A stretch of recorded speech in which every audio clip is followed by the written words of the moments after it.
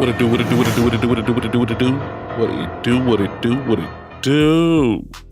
Should play upon the Z 2 times, and we back at it again. Brand new day, brand new video.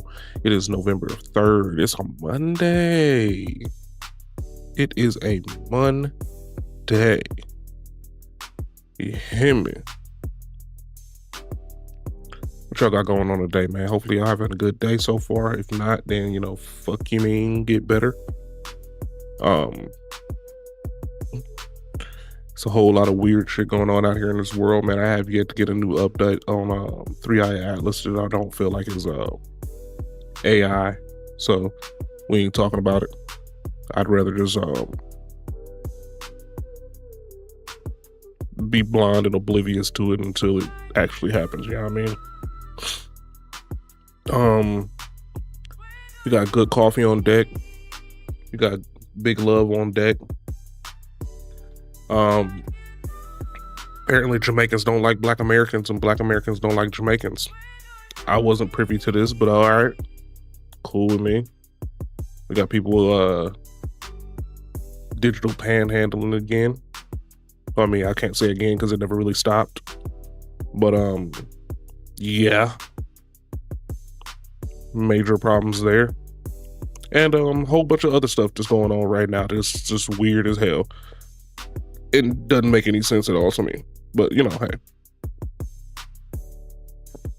we're gonna watch videos and try to break it down. That's what we do here. I don't have any problems with doing that repeatedly until we find solutions. We need to find solutions, and most of the time these people need to look within. That's the solution a lot of times, is look within. But anyways, we don't like playing around. We don't like talking too much. You know how it is right here, man. We get down to the barbells, facts, and all the statistics. So let's go on and get into it, man. You already know what's going on with us. With me. I don't know about us, but me. I ain't doing it. Oh, here you go. Okay. Thought it was about to be an ad. Ooh. On October 28, 2025, in Jamaica, there was Hurricane Melissa. And of course, Jamaica is a hotspot for tourism all across the world. And many people, including residents, were caught in this particular hurricane. As I've stated before, in Jamaica, these particular vacations or all-inclusive packages are not cheap. I mean, you're paying for your flight. These resorts cost a lot of money. And then you had this particular lady who went viral complaining about the quality of food. So why couldn't we leave when y'all feeding us pastries for breakfast and we still had to pay full? Hold up. The fuck going on here? On my screen look all fucked up. The fuck we got going on? Yeah, that little piece didn't go all the way away. Come on now. Price Transition was a little funky looking. May I ask where you're going now? we going to get something to eat. Everything closed across the street. Everything closed. Gas station, shopping mall, everything closed. So what are y'all doing for gas? You all knew this storm was coming, right? So you gonna give us bag lunches, bag breakfast, some pastries? That's so disrespectful. Well, I mean, you had the ability to know that this Now, damn this storm was coming lady too. That is complaining. Why the fuck her you going to channel the- or her TikTok account is called Epidemic Takes One. She says, "I ready to go home. Surviving Hurricane Melissa was not in my itinerary. Y'all please keep us in your prayers." And then Jamaicans started complaining about Black Americans. I'm gonna urban fix the airport so the people can go on them yard, because frankly I'm tired of them. It's not the people that are complaining now, it's the ones that look like us that are complaining, and I do the most. So guess what? When I fix the airports and I go on a yard, and as for ungrateful people, don't come back. Now, Turn this Jamaicans shit up a rightfully little bit. so saw a situation in which, you know, the hurricane basically has destroyed the country, and it's an act of God. It's not like they wanted this to happen. And I mean, I understand. Again, if I'm a tourist, then, you know, like I said, I'm going to understand. As a man, right? I'm just, you know, glad that everything will be okay. I can get back home. And again, I understand that I've lost my money, but you know, I pay the price for trying to come there during hurricane season. That's also my due diligence. There you go. Okay? But at the same time, that's the the main resort, if you know it is hurricane season and you're still selling these packages and this happens and you're charging a lot of money for these things, then ain't nobody gonna care, all right, that all of this is going on. Now, Amanda Seales eventually got into the conversation. I know I didn't just see videos of folks in Jamaica, Americans, Black Americans in Jamaica, post Hurricane Melissa, complaining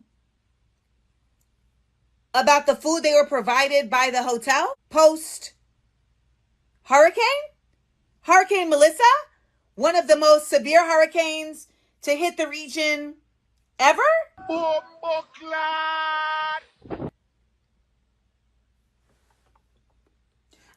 No, you know what? I couldn't have seen that. Cause that would be utterly insane. Disgraceful and ungrateful. As somebody who has actually been in the Caribbean at a hotel during a hurricane, I was in Hurricane Beryl while at Mount Cinnamon Hotel in Grenada last year. I need to remind some of you that these people are literally with your instead of with their families during severe weather event that could affect and impact their lives and their livelihood. Right. And you're talking about what? Some damn breakfast. They're literally there putting together meals with whatever they have to get to you. I remember that folks at Mount Cinnamon was coming through while the wind was moving and crazy and everything, making sure that we had something to eat. Oh, you're damn rude. I had heard that this was happening and I just assumed it was white folks. I just was like, yeah, that tracks. And this is why we continue to have dissension amongst the diaspora. Because so often folks go other places and act a mess. And there's a version of this that is done by African folks. There's a version of this that is done by Caribbean folks. And there's a version of this that is done by American folks. And everybody needs to stop showing up in other places. So Amanda Seales, you know, like I said, she's from a Caribbean background. I think half Black American, half Caribbean. So she's going in on, you know, she's trying to be a little bit balanced, but I always see Amanda Seales with her commentary. It is quite negative towards Black Americans. And we make a lot of mistakes, right? My commentary can be considered negative, especially on my main channel. But I noticed that here she is coming after our community. But then check this out. So there were some people in Jamaica, they were complaining, a couple of people at the resort, and they used that as an opportunity to start attacking foundational Black Americans, calling us all types of names.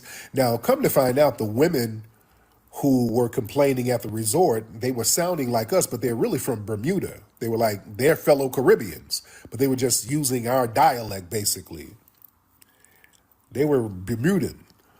But that don't matter. They were still using that as an opportunity to crap on foundational Black Americans. They were getting into this whole thing, excuse me, where we're all entitled. Oh, the Black Americans they're entitled.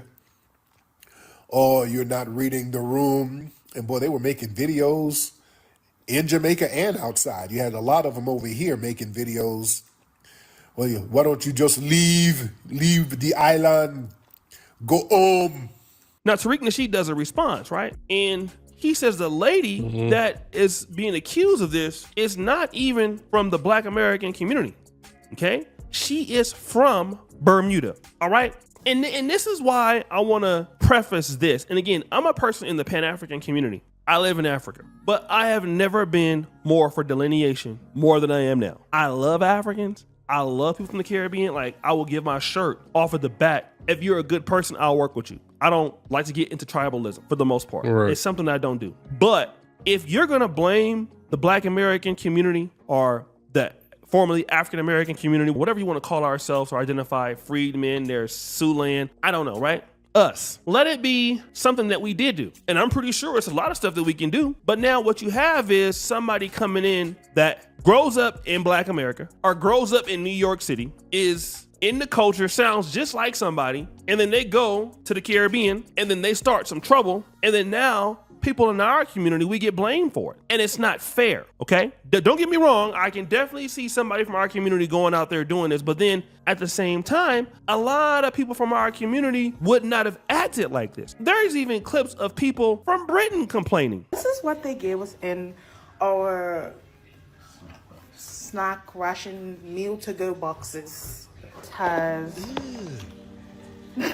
you know, what is this? What is this? What is that? Okay, thank you. Now, I messed this up in my first video, but I'm trying to get it right this time. This lady has at least some kind of a British accent or a Scottish accent or something, all right? This is what is going on. And so what has happened is Black Americans are being blamed for something that we're not responsible for if this is true. And this is what keeps these kind of ideas coming. Like somebody from Bermuda grew up in Black America or grew up close to Black America could cosplay. Like, you know, I'm in Uganda right now, right? There is no way I can cosplay a Ugandan accent. If I do something, I did it, right? And you'll know that the American guy there from California who has a very strong West Coast accent, if you will. I mean, if you listen to how I deliver my words, especially if I get angry, you'll hear it. But a Ugandan can be in America for 10 to 15 years, 20 years. But you go and do something. Then you have people who don't understand who is who, right? It's quite natural. A Jamaican person comes out and says that person's from America. You know, even a British accent. A Jamaican person that's never left the country don't know what may not always know what a British accent is, may not always know what an American accent is. So you lump them into different group when really it's your own Caribbeans is doing this. And this is why delineation is so strong, because one of the things that Caribbeans do, and they do it very well, is they gatekeep their success. All right, they gatekeep their success, meaning that if they do something and their community benefits from it, only they're going to be able to get it. You'll see it with, you know, Igbos. You'll see it with certain people in certain tribes and things like that. They're not going to let you take credit for none of their successes. It's not going to happen, okay? But now in their failures, oh, it's easy to put that on somebody else. And see, that's where we got to draw the line. No, y'all need to come over here and get y'all's work. This is what y'all doing. Come get y'all's work. No, this is you, okay? And then you don't get to go out in the communities like some of y'all in Florida that are other people, you know, some of the brothers in the other communities. I love y'all, won't necessarily name y'all names, but y'all go out there and y'all dust it up. You know who you are. You go out there and you have your little beefs, especially in Florida. That's some of you Caribbean brothers. And then we got to take the blame for the stuff that y'all doing. But when y'all communities start doing very well and have a success, it's such and such pride and things. This is why delineation is important, so that you can also celebrate your wins and then take your losses too, okay? Because this flat blackness thing, it really isn't going to work out this way. And this is why people are upset. So this is why you need to know who is responsible for what. In Africa, is pretty much, you know, figured out. You got the, you know, Ugandan can't go to Nigeria and mess up and don't nobody know it's a Ugandan. Ugandan can't go to Kenya and not take that L. You're gonna take that L. And a lot of these people that's coming into the American diaspora, that's fitting in, that's why delineation is important. So when you have an L, your community can answer for your L. We don't need to answer, because you can't just benefit off what the Black American community got to offer, and then we got to take your L's too, and you ain't giving them back. No, I'm sorry. That's something that I believe is just needs to stop. You get to come in, well, now you don't have DI on that other stuff anymore. Benefit from the community, then you can give us your L's. Take your own L's. And this is one of y'all's L's. Those of them from Bermuda love you, love like a play cousin, but if this is true, this is one of y'all's L's. Then y'all done got us into the mix with y'all's L's. And then, but we can't never blame nothing on y'all, because y'all gatekeep y'all stuff. Y'all need to if we're really gonna be honest, open up y'all's flood bank so we can come out there and dust y'all off. Let it be honest. We can go. It could be the same thing. If y'all are going to go, and we're dusty too, trust me, we can really dust it up together. It could be a Pan-Africanism full of dusty. We can all dust it up. Trust me. It could be fun. We can all benefit from the dust. It's no problem. We can dust all of that off. Then we can benefit from everybody's other stuff in this and that. But y'all don't want to do that. So guys, it's your boy, O'Shea Duke Jackson, back at it again. Another episode of The Subject Junk. Pretty sure for all that you do, subscribe to the bell. We're out.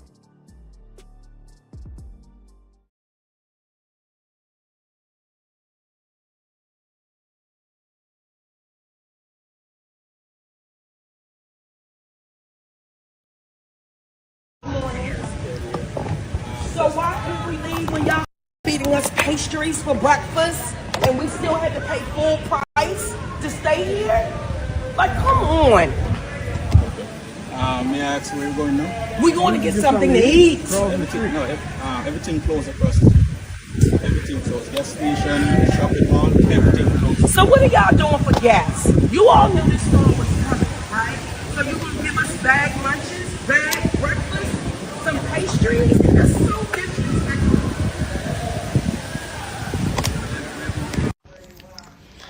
When Urban fix the airport so the people can go on them yard. Because frankly, Okay, so I'm this is tired the of them. same video. And you know the funny practically, thing except is, it's not Anton saying the something about it. people that are complaining on, is the ones that look like us that are complaining, and I do the most.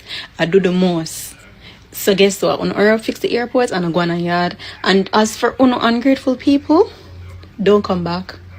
We don't need no money. We don't need nothing from you. Please, me, I beg you, don't come back. It's when things are up and running again, don't come back. And if you do come back, I hope the ancestors them know what to do with you. You guys are rude and you guys are disrespectful. Please, me, I beg you, do not set foot on the next flight to Jamaica.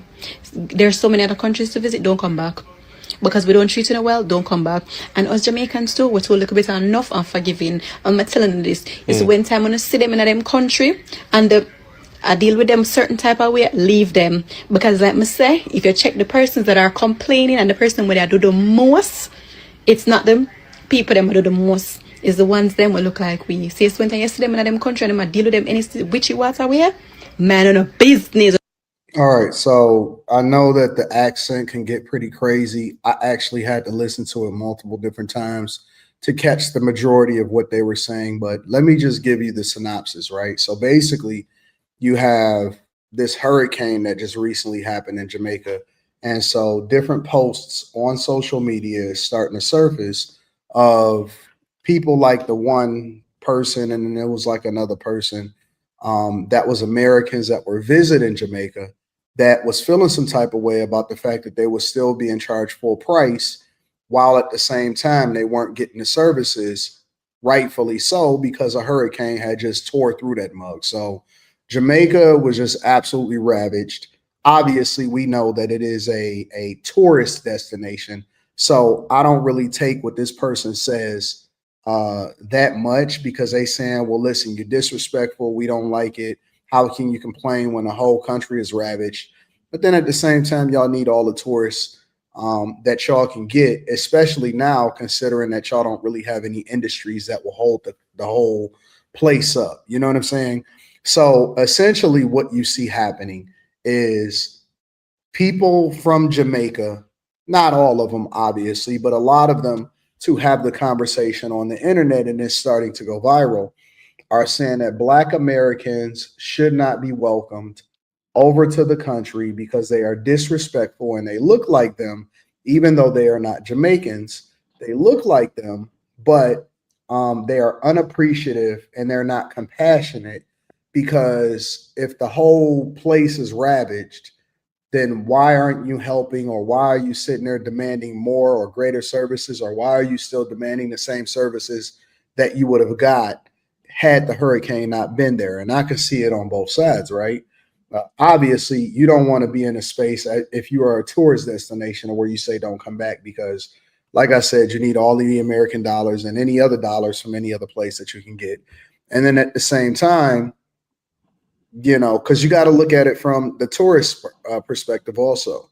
Why would you expect to do something or get some kind of service? And number one, why are you traveling over there during hurricane season? That's number one. That's number one. But number two, you can't expect it, but then at the same time, they still paid their money.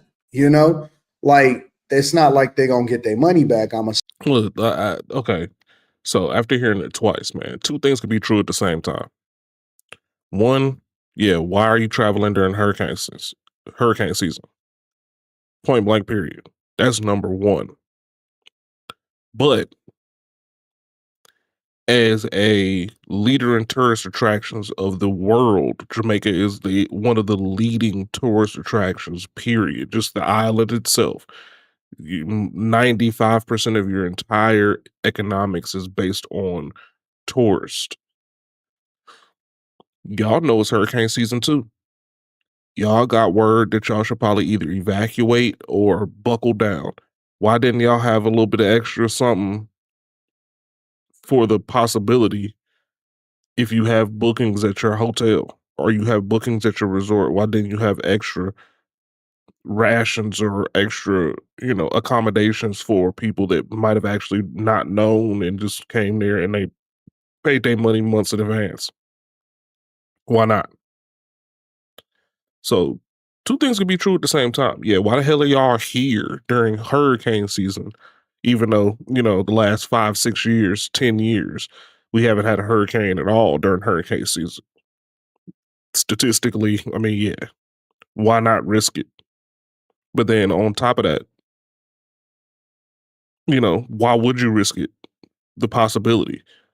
But then even if you do risk it, why wouldn't the resorts or hotels prepared if they had bookings that were reserved, and not only reserved but actually accounted for? Like, you came, those folks was here. They booked their stuff, they reserved their stuff, they checked in. Why didn't you at least get the accommodations that you would have had regularly prepared for them, even in lieu of the hurricane? Doesn't make sense. Doesn't make sense on either side. Assuming that they're not going to get their money back, but then you can handle it with a level of decorum. So everybody just have to be level-headed. But that's basically how things are playing out so far. Let me play some more. Not enough. Leave them alone. I let my son go in the yard and don't come back. Do not come back. To all the Americans down there, black Americans in the hotel and the resorts who talking shit about the workers and about Jamaica, as soon as the airport opens, y'all go home. Go home. Go home. Jamaicans didn't call y'all down there. Y'all know a storm was coming. A hurricane was coming. A whole of 10 days. Y'all knew this. Y'all have a chance to go home. You chose to stay. Then y'all talking shit, talking about food, and talking about Jamaicans treat us this way. And look what we eating for breakfast. Oh, no, name America for breakfast. Oh, no, name. Jamaicans, it call on down there. We don't see the people them in there are serve, People them have them family could have go home to and them still in there serve, and sit down and talk fuck. Go on a bumbo clot, no put back on a blood clot down there. No go back down there, because we never call on down there. Dirty thinking Americans. No put on a bumbo clot, go chuck to no big pussy mama and no come back with blood clot island. Pussy hole like don't come back. Another thing. Black people, when y'all traveling to these countries like the Caribbean and stuff like that, can y'all please leave your entitlement at home? No. Please, leave it at home.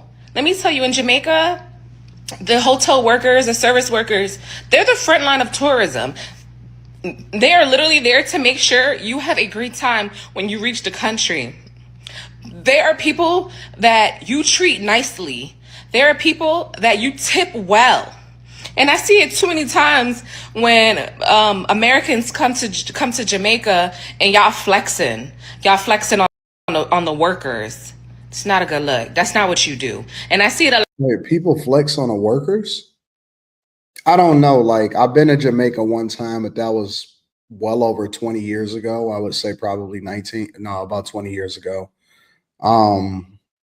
People flip on the workers. They flex on the workers. I didn't know that people flex on the workers. And y'all have this superiority complex, how y'all be treating them workers. Y'all do it in the Caribbean. I see y'all doing it in Jamaica, and y'all be doing it in West Africa. Y'all be doing it in Ghana too. Y'all be flexing. No. That is not the way to do it. I think that that's just a Black American thing. I don't think that has anything to do with whether or not they doing it on them. They do it on here. They do it to the people in the United States of America. And then they complain about no food stamps. So that's not what you do when you travel. Humble your blood clot self. Humble yourself. You tip them well. You treat them nicely. You understand? Hey, let me tell you, y'all got the right. I don't know if y'all got the right or y'all got the right nationality of people. Because we will cuss y'all 40 days and 40 nights. We're not done.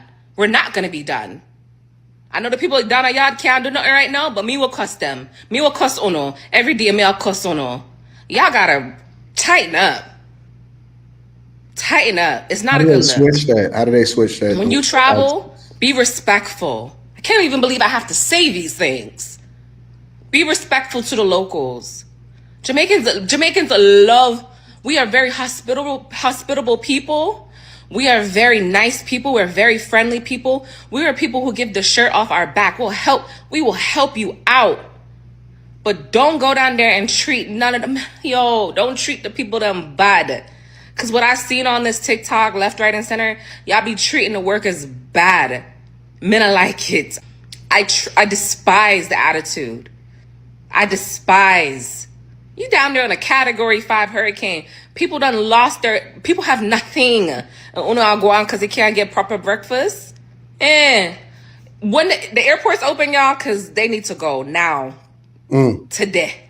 The reason why Black Americans is going off is because Jamaicans came on TikTok coming at the whole population of Black Americans for one Black American woman actions.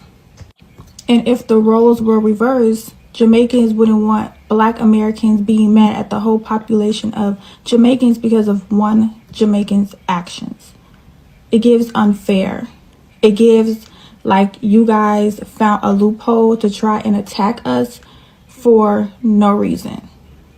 And it's kind of shocking. It's kind of mind-boggling because we thought as Black Americans that, us and Jamaicans were like cool. Like we thought we was like this. I mean, we love you guys. So it just saddens us. It disappoints us that you guys are coming at us like this for no reason. Period. And what's even crazier, you come on TikTok and you're seeing all these Jamaicans talking as if that you guys are better than us. I think you guys need to open up a history book. I think you guys need to go on Google and actually realize and research that you're no different from us.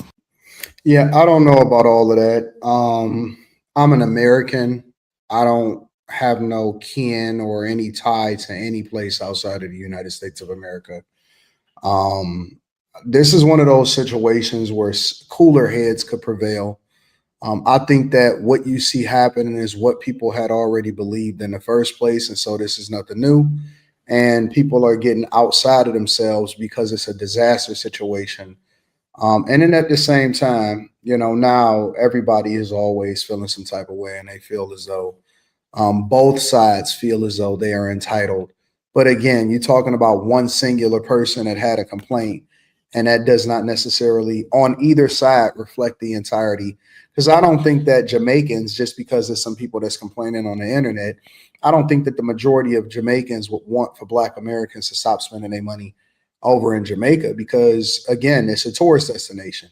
You would want as many people as possible because that is the thing that feeds your people. Anyways, let me know what you guys think inside of the comments. Make sure you tap into the Patreon link is in the description. T Genly, 40% off your first order, 20% off for life. I love you. I appreciate you. I'll let you guys later. Peace. Yeah, pretty much the same thing as the last one. But that's it's straight up true. Both sides was wrong. Who used to overlook Both the sides was $30,000, wrong. $40,000 a year men. Now y'all gonna be getting those "What's up, big head?" baby daddies, and I do receive 3K in EBT food stamp. Fellas, ignore the "Hey big head" text. She don't miss you. Not all, but they are more comfortable with being secure with government assistance than a man helping them in their life. Target, and Cupid ain't the only one shooting, so make sure you keep that good heart guarded.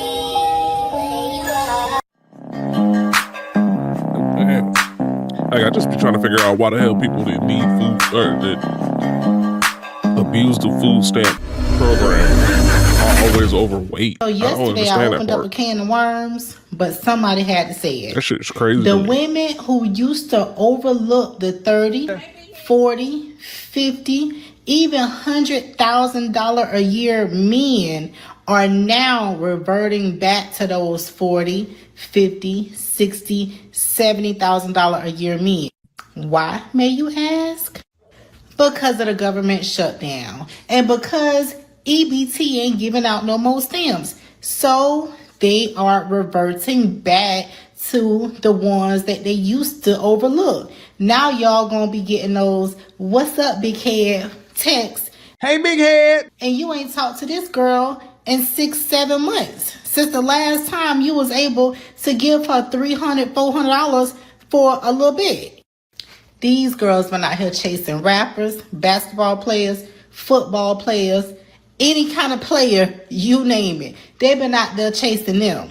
And now since they gotta pay cash for them groceries, they looking for them $30,000 to $90,000 a year men again. Don't be surprised when you get that text in the middle of the night. What's up, big head? What you doing? You might as well go ahead and ignore that text and roll over and go to sleep because she after your coins, baby. Ain't this a son of a gun? Traded the man for the government. Now, hey, big head, is coming to a text near you, right? It is, because when you're down and out and in a drought, you're going to think, okay, who's the next best sucker? And who are those guys they think are suckers? Not Pookie, not Ray Ray, not Chad and Tyrone. It's you, black man. They think you're the sucker. I know they've noticed, like, wait a minute. They may have tried to hey, big head already. No answer. They're going to try even harder. You're going to see the thirst traps, the Gina pics, the boo pics, everything. They coming out the woodwork with it right now. It's coming. But a lot of men are going to be saying this. It's Mike Jones. Look what it says. When she hit you out of nowhere with the hey, big head text in November because them food stamps are finito. And you already know what it's saying. Back then they didn't want me, now I'm hot, they all on me. Back then they didn't want me, now I'm hot, they all on me. Back then they didn't want me, now I'm hot, they all on me. Back then they didn't want me. Mike Jones is coming. Be ready.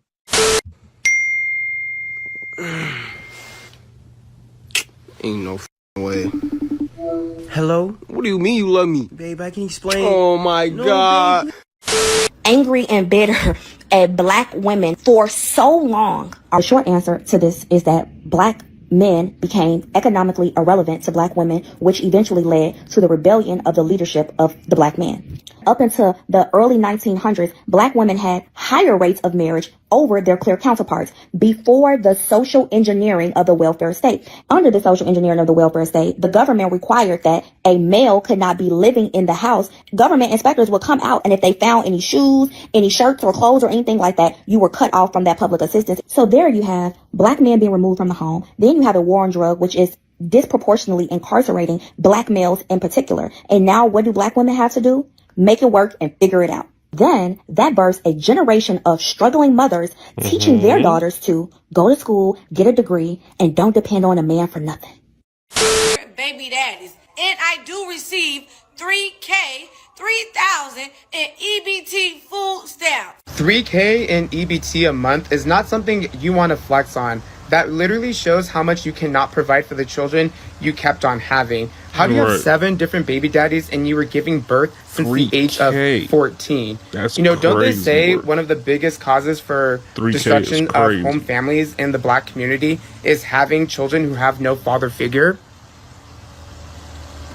Why? This is where I support having a cap on government assisted aid, regardless if you keep having children. Like, taxpayers should not be the daddy to your irresponsible decision making. Yo, honestly, be so for real.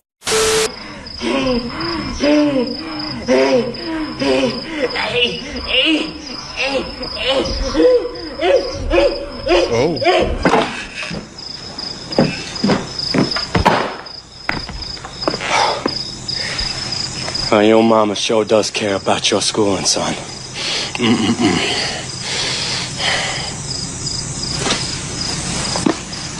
You don't say much, do you?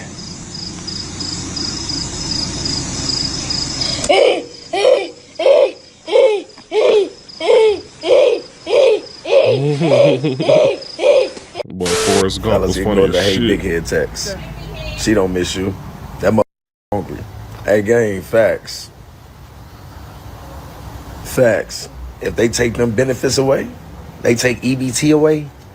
Oh yeah, you go see Hey big head texts from left and right all over the place. Every man all over the globe, goddammit. Even the married men, so you fellas be careful now. Don't bite the bait.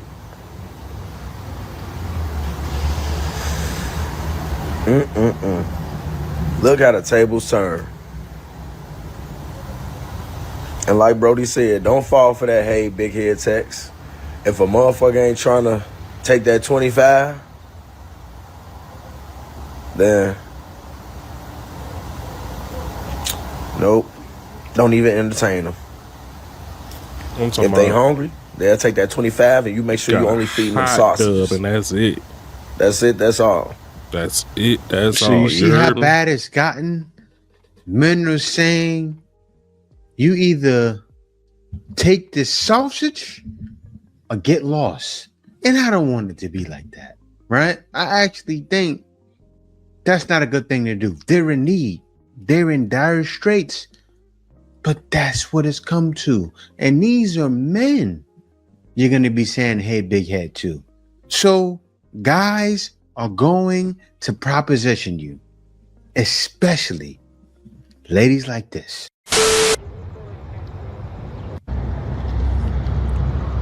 Came out for the 20. A lot of food stamps.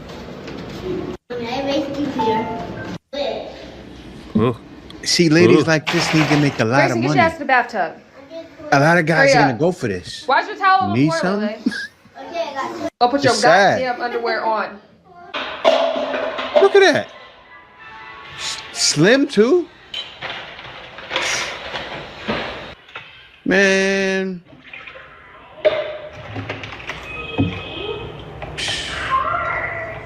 They have no idea what's about to happen. You're gonna hear clapping all over the country. It's gonna be an earthquake. Like right now, they're having earthquakes in the Philippines. It's gonna be a lot of earthquakes in the U.S. Sad. I don't want to see that happen, but it's gonna happen. And she can clean too. Okay. I mean, she ain't got no choice. Somebody gonna pick that to work. Yeah.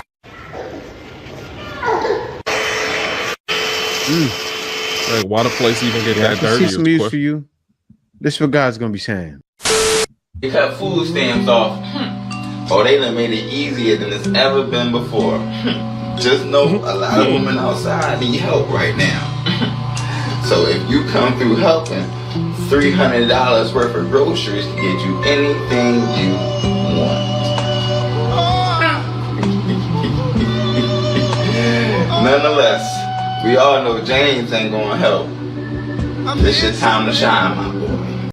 Sophie revealed she used to live on the food stamps. It all started when she told about the struggles she faced growing up. Sophie raised in Florida and claimed in a recent video that they were on paychecks and everything she has done is to make sure that she could provide for her family. This is what she had to say. Me and my family grew up on food funds like paycheck to paycheck and we had no money at all. So I knew that I need to make money somehow because my only vision was helping my family. Then she talked about the challenges she faces currently as a creator. Despite earning $40 million last year, Sophie said her career as a content creator is much more challenging than people would think, and not everyone is able to achieve what she has accomplished. Sophie says she paid her parents' property debt, bought them a new car, and has plans to purchase a new home. My dad cried when I paid off the taxes. She revealed it is a moment I'll never forget and closed it by saying, all I ever wanted for them to stop worrying about money. So Sophie has been achieved for her family. What are you trying to do for your parents? Comment your thought and share this video with your friends. Now I see why Sophie Rain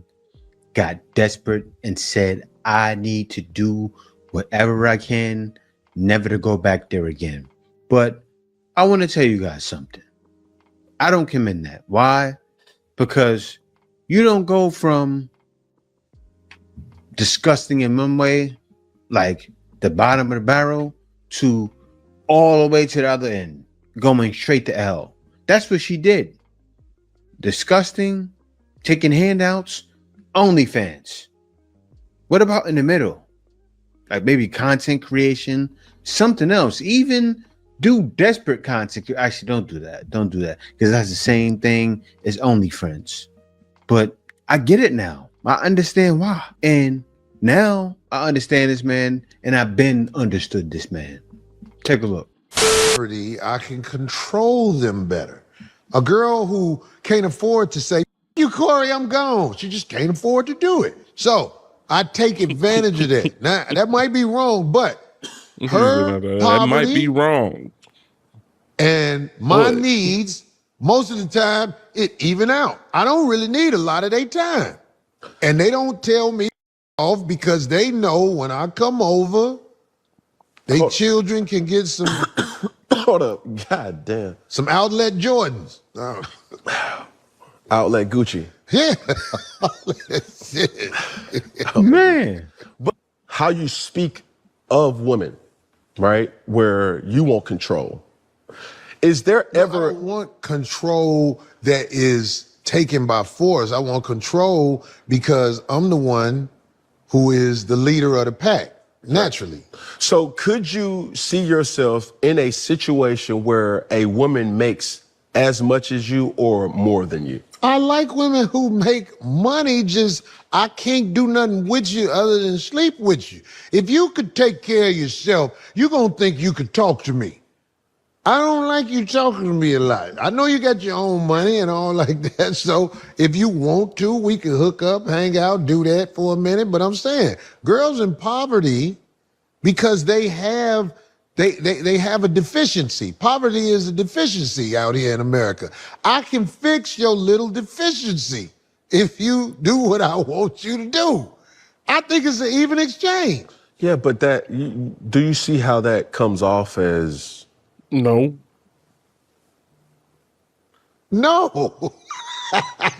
How does it come off? It's this, look, we're exchanging services. Okay, but that's not prostitution? It's all prostitution. What's not prostitution? The only woman who not prostituting, not a woman that's married to their husband. Everything else, you a hoe. He said it right, but it's not right. It's not right at all, but that's what the nation is today. Seriously, it's Sodom and Gomorrah. All over the world, guys are just clapping, and that's what it is. And men like him take full advantage. There's a lot of guys like him watching right now. And I don't judge you. I understand, right? That's what it's came to, and that's what they're about. I don't second what you're doing, but I can't shame you for it. Everybody has their own free will. More power to you. But I do understand, and I get it, especially the way it is now. Men have been robbed their whole life by ladies. Take me here. Take me there. That's why he likes when they're in poverty, because he said it before. I give them $200-300. They don't need nothing else for a month, 2 months. To him, that's pocket change, peanuts.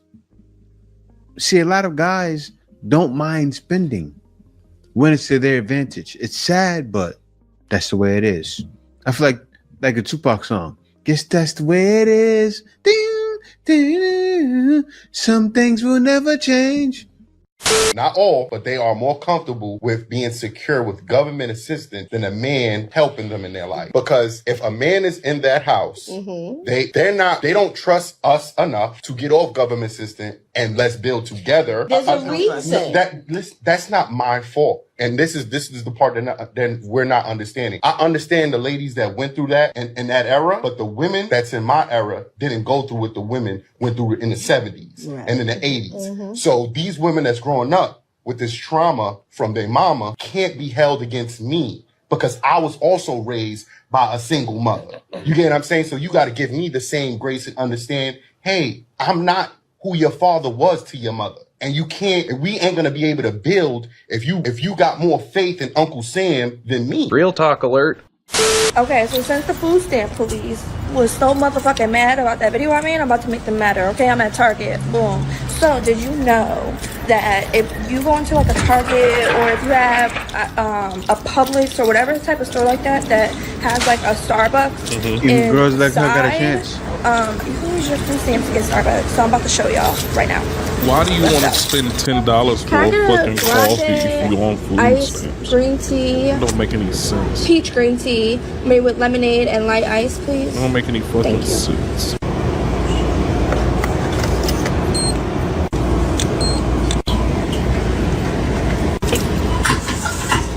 Thank you so much.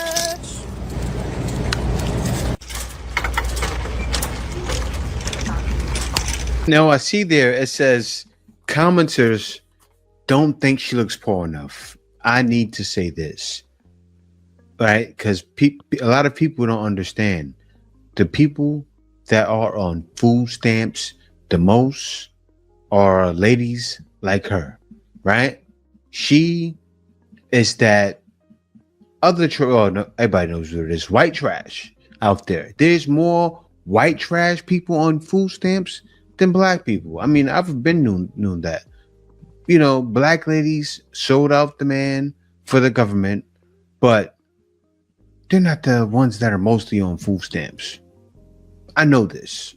Like, I have known this for a long time, many, many years, maybe like 30 years, not 40, but I knew this since I was young. Mm-hmm. Seriously. You know, you look up demographics, you'll see it. And I know this, but a lot of people don't understand that a lot of ladies like her are going to be on food stamps. And I'll tell you one thing, the same thing with her. When she runs out, the man's going to be sitting there like, you need something, baby? It's sad, but that's going to happen. She's a victim. I'm a single mom of 5 and I do get food stamps. And according to my comments, you guys don't know how the food stamps and the SNAP benefits work. So let me educate you in 1 minute and 3 seconds. First and foremost, I am in Texas, so you must be a Texas citizen. You must be a U.S. citizen, or you must be a qualified legal non-citizen, and you must live in a low-income household. Now, they do take income into account based on your family size. Again, income into account based on family size. I know that you guys think income equals the ability to buy food. Remember, it's a low-income household, so that is not always the case. Now, since they do look at your income, they also look at the expenses like childcare, shelter, utilities, medical bills, things of that nature. They also have an asset limit here in Texas of about $2,700 and some change. Now, the nitty gritty when it comes down to working. If you're between the ages of 16 and 59 years old, you are required to work, train, or volunteer. However, if you are elderly, the primary caregiver to someone that is 18 or younger, a student, or disabled, those do not apply to you. She's going through it, right? She feels it. The eye twitch is crazy though, but she's feeling it already. And as you can see, y'all, they're not giving us food stamps next month. How I'm gonna pay all my bills and feed my kids, plus Christmas coming up too. This is so messed up, right? And you see, I believe her. She's so distraught, her eyes twitching out of her socket, unless she knows how to do that. But you know what she was doing, guys? She was actually e-begging online. E-begging. And the comments were crazy. Your problems, not mine. I'm too busy working. She started crying. That's her right there. Pretty Nene, crying emoji. The next one with soup. Get a job. People are vicious. That's how men are feeling, ladies. I'm sure I feel bad, actually. I do. Because it's going to be hard times because a lot of people don't have discipline. Like, some of you ladies are getting so much money in food stamps. And they're not turning your food stamps off because you have a lot of children, right? Save them. You have a lot of people out there selling them. Yeah, I got unlimited yams. I got unlimited yams. That's why guys see this online. Why do you think men are being so petty? It's not because they want to see children starve. Men are being petty because they were petty with men and traded men in for it. You saw on the other podcast with the brothers from New York, flipping like we were traded for this. Like, men don't want to see people hurt, but come on now. Look what it says. Thank you. Can you donate? I'm not getting food stamps no more. I have 4 kids. So if you have 4 kids, right? You had to have been getting at least for yourself 1,000, 1,200 in food stamps. Why didn't you save some? Seriously, you should have saved some of those yamps and let them stack up. Some of them yamps. And I say that to say, at one point, I was on food stamps. I was. And man, I wish. I've also been around ladies on food stamps. And one person I knew, you know what she did? She let her food stamp stack up so much, they ended up stacking up to like 3,000, and she didn't spend the money on them like that. She saved it. And that's what you got to do. Save it for a rainy day. You know what? Right now, she's probably good. Black America is not doing well today. Talk about the damage of the welfare state and how MLK's narrative and political activism led to the modern welfare state. Yeah, David Garrow, again, he wrote about this in his book. Patrick Moynihan wrote this great study called The Moynihan Report. It was legendary. Patrick Moynihan proved that welfare was destroying the black family.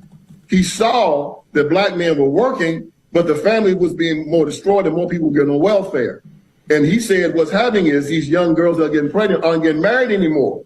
So he told LBJ, we got to cut this out or the black family is going to be destroyed.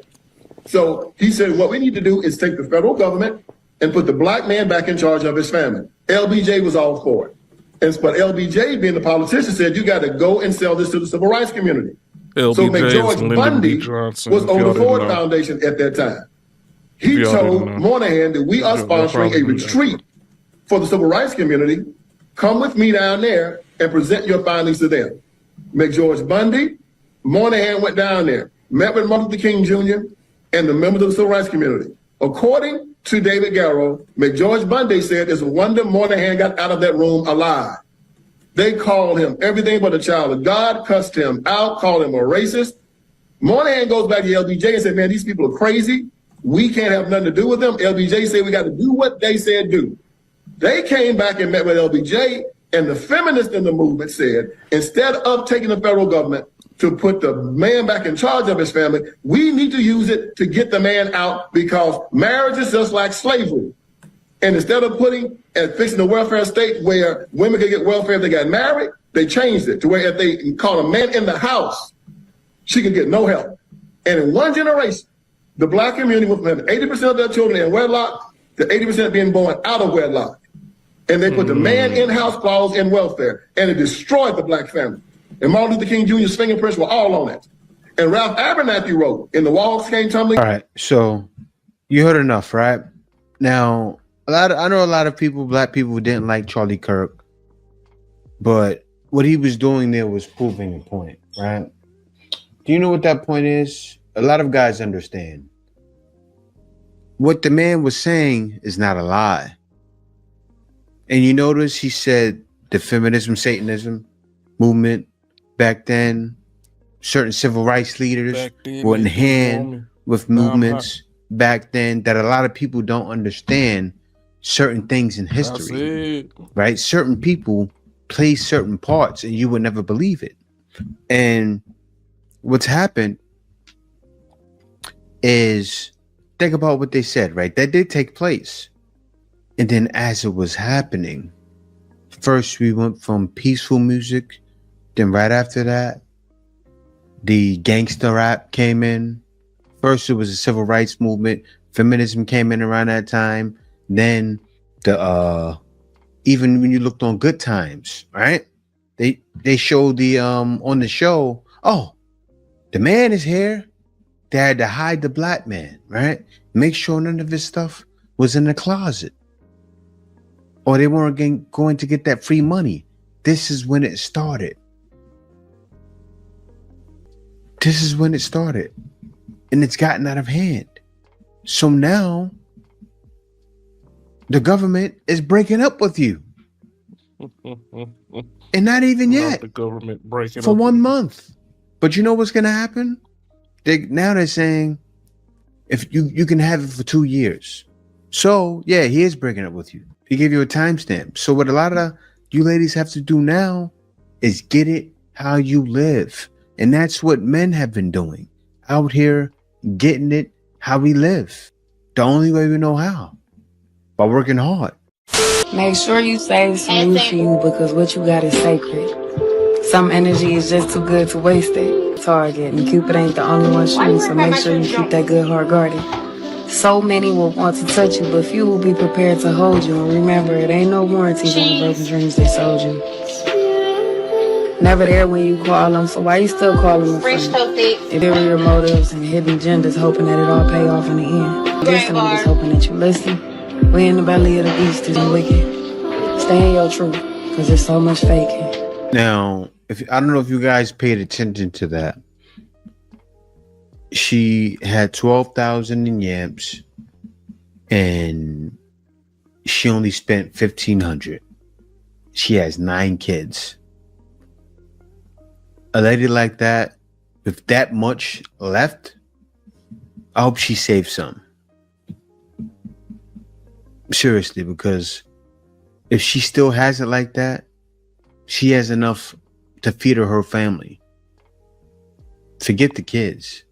She can help other families. That's the thing, man, is that they done, right? They didn't, and it's only going to be for a month. That's the wild thing about this. After the first, this is not going to happen. They set that shit back to 0, maybe 3. So you better have spent that shit. Maybe he comes back. He comes back in November and plays hero and says, "Oh, look what I did! I helped out. I helped out the people." No, that ain't gonna happen. And he gets some votes to swing his way. Don't sleep now. This is politics. But it's sad what's happening. I don't like seeing this. But you can kind of dictate what's going to play out. That's why I showed the videos how I did today. You're going to see certain situations and what are ladies doing nowadays. Like yesterday, I showed a video of a lady propositioning a man like she's selling it. A lot of times, ladies are moving like they're selling it. Even look at Sophie Rain. She's an OF selling it, not to go back to it. Evil world we live in. I know everybody's trying to keep on living. Other than that, thank you for watching. Peace out. See you next video. It's coming.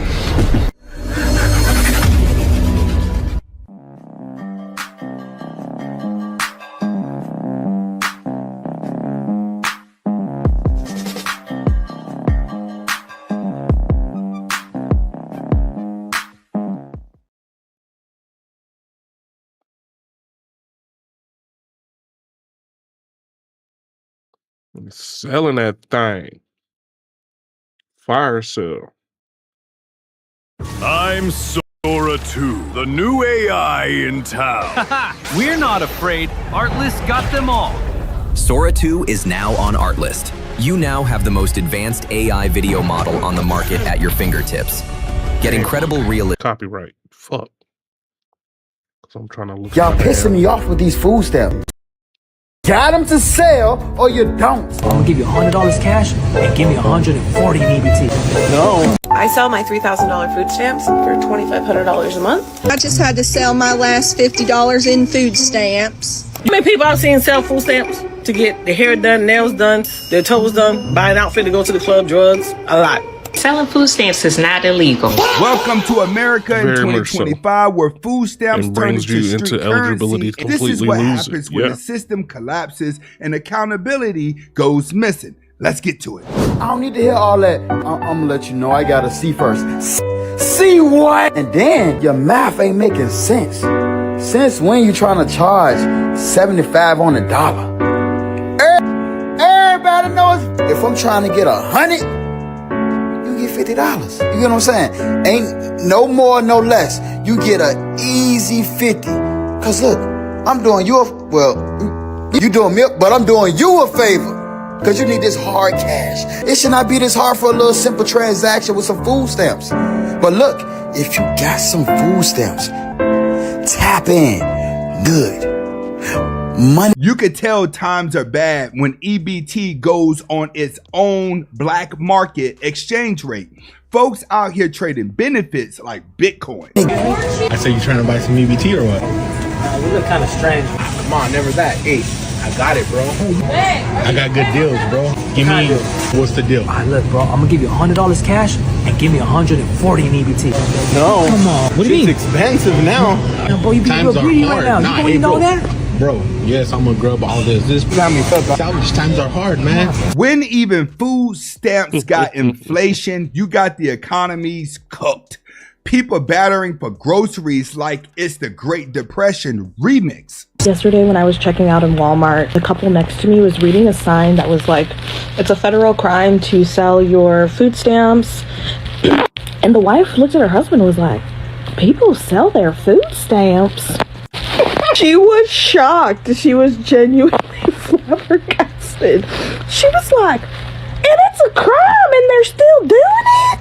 Sis was blown. She learned something new. That moment when regular people realize how deep the struggle economy goes, pure culture shock. Welcome to the other America. I sell my $3,000 food stamps for $2,500 a month.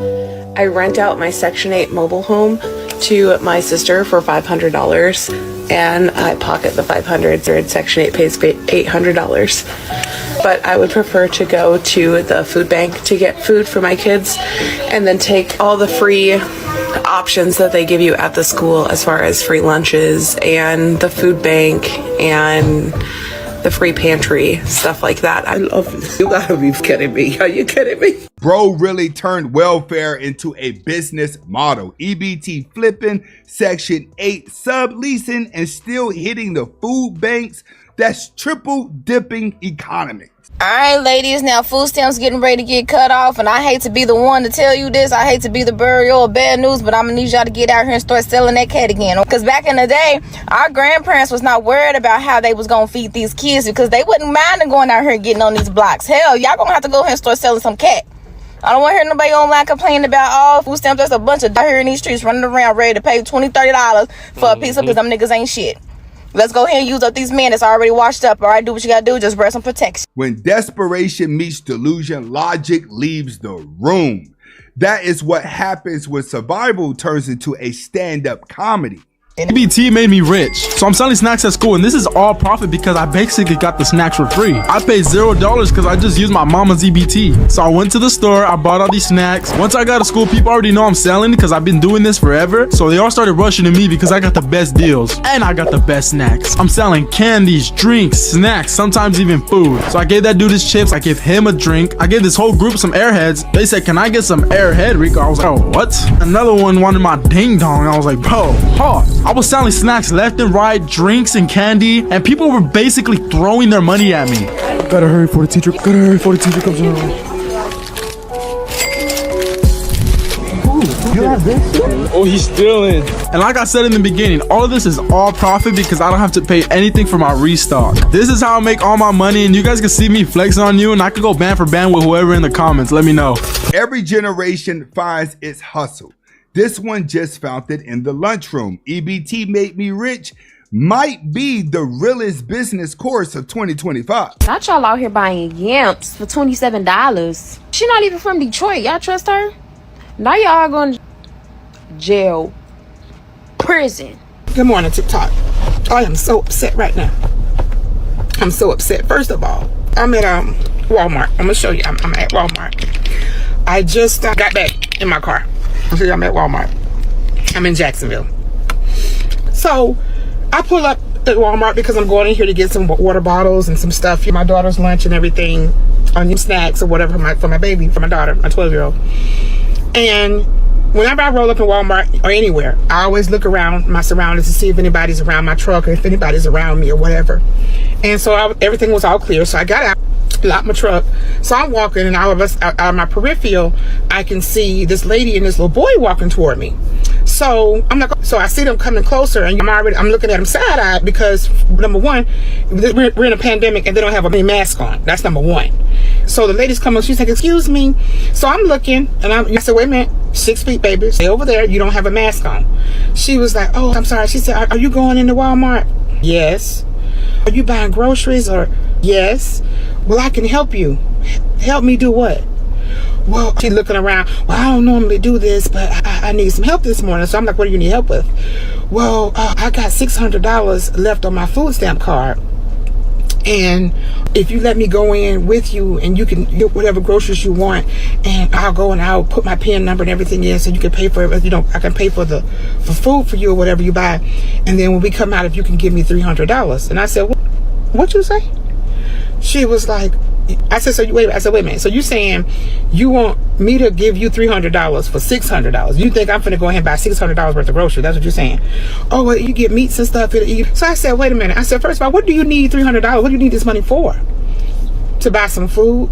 I said, what? To buy some food. I said, okay, wait a minute. That's what the food stamps are for. Right. Oh, no. I'm gonna take him to McDonald's. I said, well, ma'am, since when did it cost $300 to go to McDonald's? Well, no, I got some other stuff I'm going to take care of. I said, are y'all homeless? No, my old man put us out the other day, and we staying in this little hotel not too far from here up the street. And I said, but, as I tell you what, and I'm looking at the little boy. The mother in me is looking at the little boy. I said, have you had breakfast this morning? We went from flipping stamps to using them for fast food. McDonald's meals got people out here running Ponzi scams in the parking lot. Hey y'all, it's Marianne. I just had to sell my last $50 in food stamps. I'm a little upset about it. I'm gonna see if Tiffany will let me borrow $20 so I can get me some Dr. Pepper and a pack of cigarettes. But anyway, what had happened was I was about to go home, get in my car. Well, all of a sudden, my car key decided to just snap in half. My car key decided to snap in half, y'all. I didn't know what to do. I said, well, let me call a locksmith. Well, it's a Sunday, and them locksmiths ain't cheap, especially on a Sunday, y'all. I couldn't find nobody for less than $250. Finally, I found somebody for $100 or so, and I said, well, that's the best I'm gonna get on a Sunday. But y'all, just be careful out here, because you never know when something's gonna happen. I'm really hoping we get these food stamps on the 3rd in November, because if we don't, shoot, hun, I don't know what I'm gonna do. I gotta have my Dr. Pepper now. Anyways, I hope y'all have a good day. Enjoy the rest of your Sunday. Bye-bye. When your emergency fund is a food stamp and nicotine, that's the American stimulus plan. Hear about the woman from Michigan who was arrested for food stamp fraud after she used her food stamp card to buy the ingredients to make baked goods and then turned around and sold them on Facebook for a profit. A 32-year-old single mother named Talia was doing what women know how to do best, make something out of nothing. So she used her food allowance from the state of Michigan to purchase ingredients to make cookies, pies, and cakes. She then sold those baked goods on Facebook, which became a good side hustle. What she didn't know was that her bakery side hustle was being watched by authorities for more than a year. And after they collected enough evidence, they issued a warrant for her arrest. Police charged her with 1 count of food stamp fraud of $1,000 or more, which is a felony. Talia now faces up to 10 years in prison and a $250,000 fine. Talia wasn't selling her food stamps. She wasn't selling her body. She wasn't hurting anybody. But the police decided to target this woman anyway. Do you think Talia deserved to be arrested? Leave a comment to let me know. I'm Tierica with the T. Follow for more. He didn't steal, didn't scam. She baked. They say it's a fraud. But all she said was turn flour into survival. Hey, y'all, for everybody who out there selling them food stamps, from now on, if you get caught, it's a state jail felony. Say, for instance, you selling your food stamps and you loan somebody else your card, they go spend money off of there. It is a state jail felony to sell your food stamps now if they catch you. That's called food stamp fraud. Hey, They have locked up a lot of people behind this shit. I don't know if y'all seen that video where they went to that apartment complex and started locking up everybody for food stamp fraud. If you selling food stamps, if you loaning somebody your food stamp card and they are caught with your card, both of y'all are being charged. That is a charge. I didn't know that. I didn't know that you can go to jail if you say, hey, I want to loan you some of my food stamps. You have to physically go into the store with that person and buy the food your damn self. Or let's say they get pulled over and the cops ask them for their ID and they pull out all their information and they find out, oh, you got somebody else's card on you that don't got your name on it. It's a state jail felony now, y'all. Yeah. Ain't that so? The government will give you help, but you don't dare to create it? Selling food stamps isn't illegal. I found out today that selling food stamps is not illegal. Now, hear me out. I know you're going to be looking at me like I'm crazy. No, that's illegal. No, it's not illegal. And I'm going to paint the scenario for you so you can see where I'm coming from with this. So let's take somebody, let's say the name Sarah. Sarah is a EBT recipient and she receives, let's say, $500 a month in food stamps. Now, Sarah realizes that she's able to save about maybe $300 left over in the food stamps, so give or take, she only spent about $200 a month. All right, so Sarah knows how to make her pennies work. She knows how to make them stretch. So she has $300 left on her EBT card, and she wants to know if anybody is interested in buying food stamps. Now, Sarah goes around and she finds a lucky person by the name of Nikki. Nikki wants to buy food stamps because Nikki is a 9 to 5 and she makes too much money to be eligible for food stamps. Now, according to the government, she's making too much money, but after taxes, Nikki ain't seeing no rewards. So Nikki and Sarah have a conversation. Sarah says, hey, I could hook you up. For the $300, all you gotta do is give me $150. All right. So they exchange the card and money, and Nikki goes ahead, uses the card, and buys the food stamps. Now, here's where it gets interesting, because the way this person broke it down to me and explained it to me, I understand where they're coming from. So, again, Sarah is a food stamp recipient. She doesn't work and she receives food stamps. Nikki is not a food stamp recipient and she does not receive food stamps, but Nikki pays taxes into the government in order for Sarah to get food stamps. Her tax dollars is going towards this woman to get food stamps. So technically, Sarah is doing nothing but giving Nikki back the money that she paid into taxes by selling the food stamps. So it's a win-win situation, if you ask me. So very interesting to know that selling food stamps is not illegal. That's the logic loop of the internet. If my taxes paid for it, it's basically mine anyway. TikTok philosophy 101. You many people I've seen sell food stamps to get their hair done, nails done, their toes done, buy an outfit to go to the club, drugs? A lot. If I've seen it, other people seen it. You know what? That's why people don't give two. I've seen people, women, get a new man. The man got the food stamp. Now, the food stamp is for her and her kids. The man has the food stamp card and he in the grocery store buying shit that he want. People see that shit. You know what? They don't give two fucks. Some kids go to school and get breakfast and lunch, no dinner, because mama and I sold the food stamps for shit that she wanted. Dumb people don't give two fucks. People are saying, well, what about my kids? Well, yeah. What about your kids when you had the food stamps? You out there selling them. What did you think about your children then?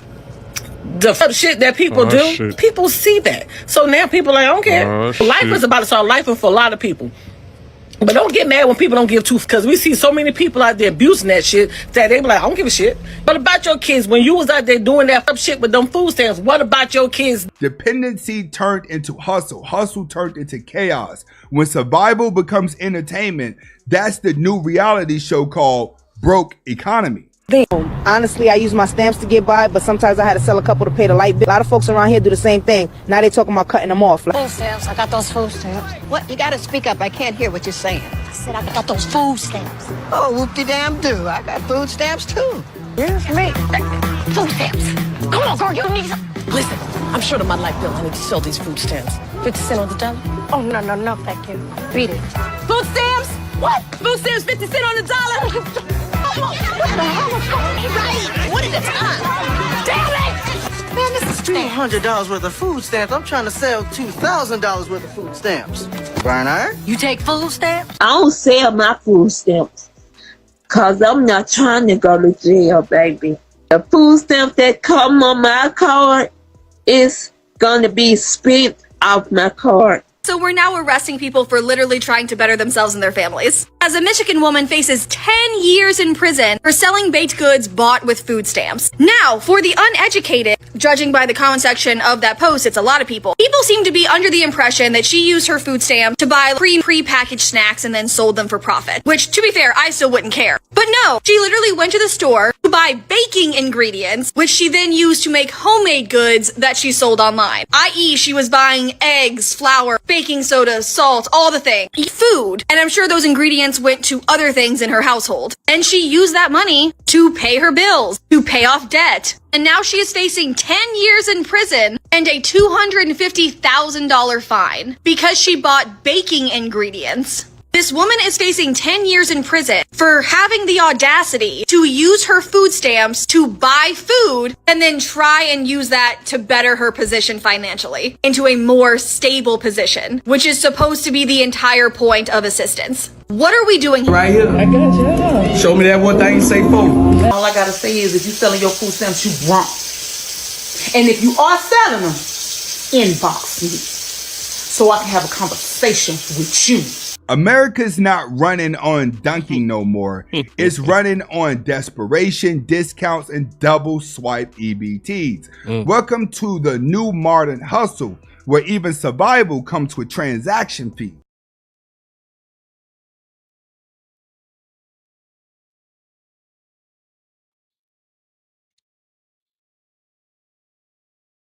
I knew it. I knew it. I knew it was happening. I knew they was coming with this weak ass goddamn ad. This, ladies and gentlemen, is my embarrassing confession. I grew up with a mother who was a welfare queen, and I've lived in more trailer parks than I can possibly count. Seriously. I had a very horrible childhood, very Charles Dickens childhood. And I was in foster care for 4 years. So we're going to talk about the SNAP benefits because guess what? Your friend here, Naomi, I am the one here to tell you that I know exactly what it's like to be on welfare, to be a child on welfare, to have a mother who is a welfare queen. Back when my mother was alive and we were living that life, she would give me and my sister food stamps. And they came in, actual paper bills back in those days. And we would have to take those down to like a little store and buy something cheap so that they would have to pay us back in change. Then we would take the change to her. She would collect the change. She would give us other food stamps, and we would continue doing that until she had enough of the change money to purchase what was really important to her, which was marijuana and alcohol. So foster care 4 years, and I can say foster care was a lot better than living with my mother.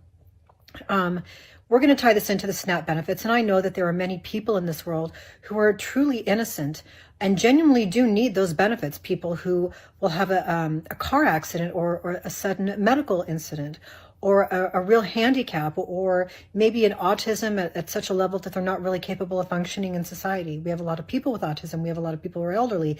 I'm looking at those people saying, yes, I think that we should be very generous with them because they are the weakest ones. But we can't be naive about the other half. We can't be naive about the people like my mother. People like that do exist. And I'm here to tell you, I have seen it with my own two eyes. It is real. And what is really happening with these individuals is they have a slave mentality. Welfare recipients, people who are talking about society's duty to feed their children, people who also think that others have a duty to work and to be forced to give the fruits of their labor to other people. They don't have that duty. There are so many people, and I need y'all to understand that this knows no bounds. Do you know how many migrants are on social services and getting food stamps? A ton of them. I would even venture to say that the majority of people that are on are not even from the United States of America. And then you have black people, and then you got white people, and you got everybody in between that. And it's crazy that they've called themselves welfare queens. meaning that they live this degenerate lifestyle a lot of times, or combine the both, they're lazy and they're looking to take advantage of taxpayers and the government for the rest of their lives. And they have no shame about it. They have zero shame about the fact that they are going to take advantage of food stamps. They're going to take advantage of Section 8. They're going to live their lives. They're going to do their drugs. They're going to have degenerate behavior. And I actually remember the paper stamps a long time ago. Now, I was blessed to where I had both parents, and my mom and my dad, they grind. I mean, they hustled about trying to make sure that we always understood the value of hard work, and there never was going to be any shortcuts, and you didn't have to steal to get what you wanted. You just had to work hard, you grind. And more importantly, they took responsibility for the fact that they had 4 boys. And they not only fed us, but they fed seemed like the whole neighborhood, whoever came over to play basketball. And even back then, I remember my parents would go to Aldi and just get a whole bunch of food, and it didn't cost them a bunch of money. And they did what they had to do in order to survive. Now, let me throw something else out there, is that they also knew people, and I knew people from the neighborhood whose mother was living in Section 8 housing, and they paid a minimal amount of rent as long as they possibly could. And they took advantage of it, and they got food stamps, and they wouldn't get a job, and they would work under the table, and they did that on purpose so that they could continue to have food stamps, and even to the point that they would have children, more children than they were supposed to, so that they can stay on their government benefits. And back then, with those actual stamps, she's right. The stores would often at times give you the change, and then you pocket the difference. Now it's a little bit different, where they find the people, or they already know the people that's going to take advantage of the system. They know that they're going to get a crazy amount of money. They passing a card around to be used easily. And here's the other caveat. Then they'll get the cash for it, and they'll sell it for pennies on the dollar, or half off, or 3/4, and all of that stuff. And so that they get the money so that they can go and get their hair done, their nails done, go on vacation, have a good time, pay their car notes. There was even a point of time a couple of years ago where there was they be having like car notes. They would take the food stamps as a form of payment for your hair. After all of these decades, and as a 43-year-old man, so in my lifetime since the 80s, that we have not been able to solve for this problem. And I almost believe that we are having a great reset, and they're okay with resetting the system to make everybody get back off and then reapply again, so that they can validate who's supposed to be on and who's not supposed to be on. But that's a whole nother conversation. I'm gonna have that conversation with y'all on the Millionaire Morning Show. But yes, there are welfare queens, and I believe, and this is my personal belief, I believe that there is a majority that is taking over the system or taking advantage of the system, and a minority that actually deserve it and is supposed to be on it. But if you're an able-bodied person, it's not supposed to be for you to live on for the rest of your life. You know, they don't have that duty, but welfare breeds a slave mentality. It breeds people who do become dependent, and who also evolve a sense of freaking entitlement. When you have to do things on your own, though, that sense of entitlement kind of goes away. When you really have to work and have to earn it, they think that they're entitled to it, and they don't have a growth mentality. This might be the actual best thing that could have happened for that particular group of people, because consider this: the average body weight of an individual who works is about 160 pounds. We're talking about a female here. The average body weight of a female who is on SNAP benefits is 210 pounds. So, is that true? Seems like it. All the pictures, all the videos I've been seeing. Between a woman that's on SNAP and a woman that's not on SNAP benefits, or getting food stamps versus not getting food stamps.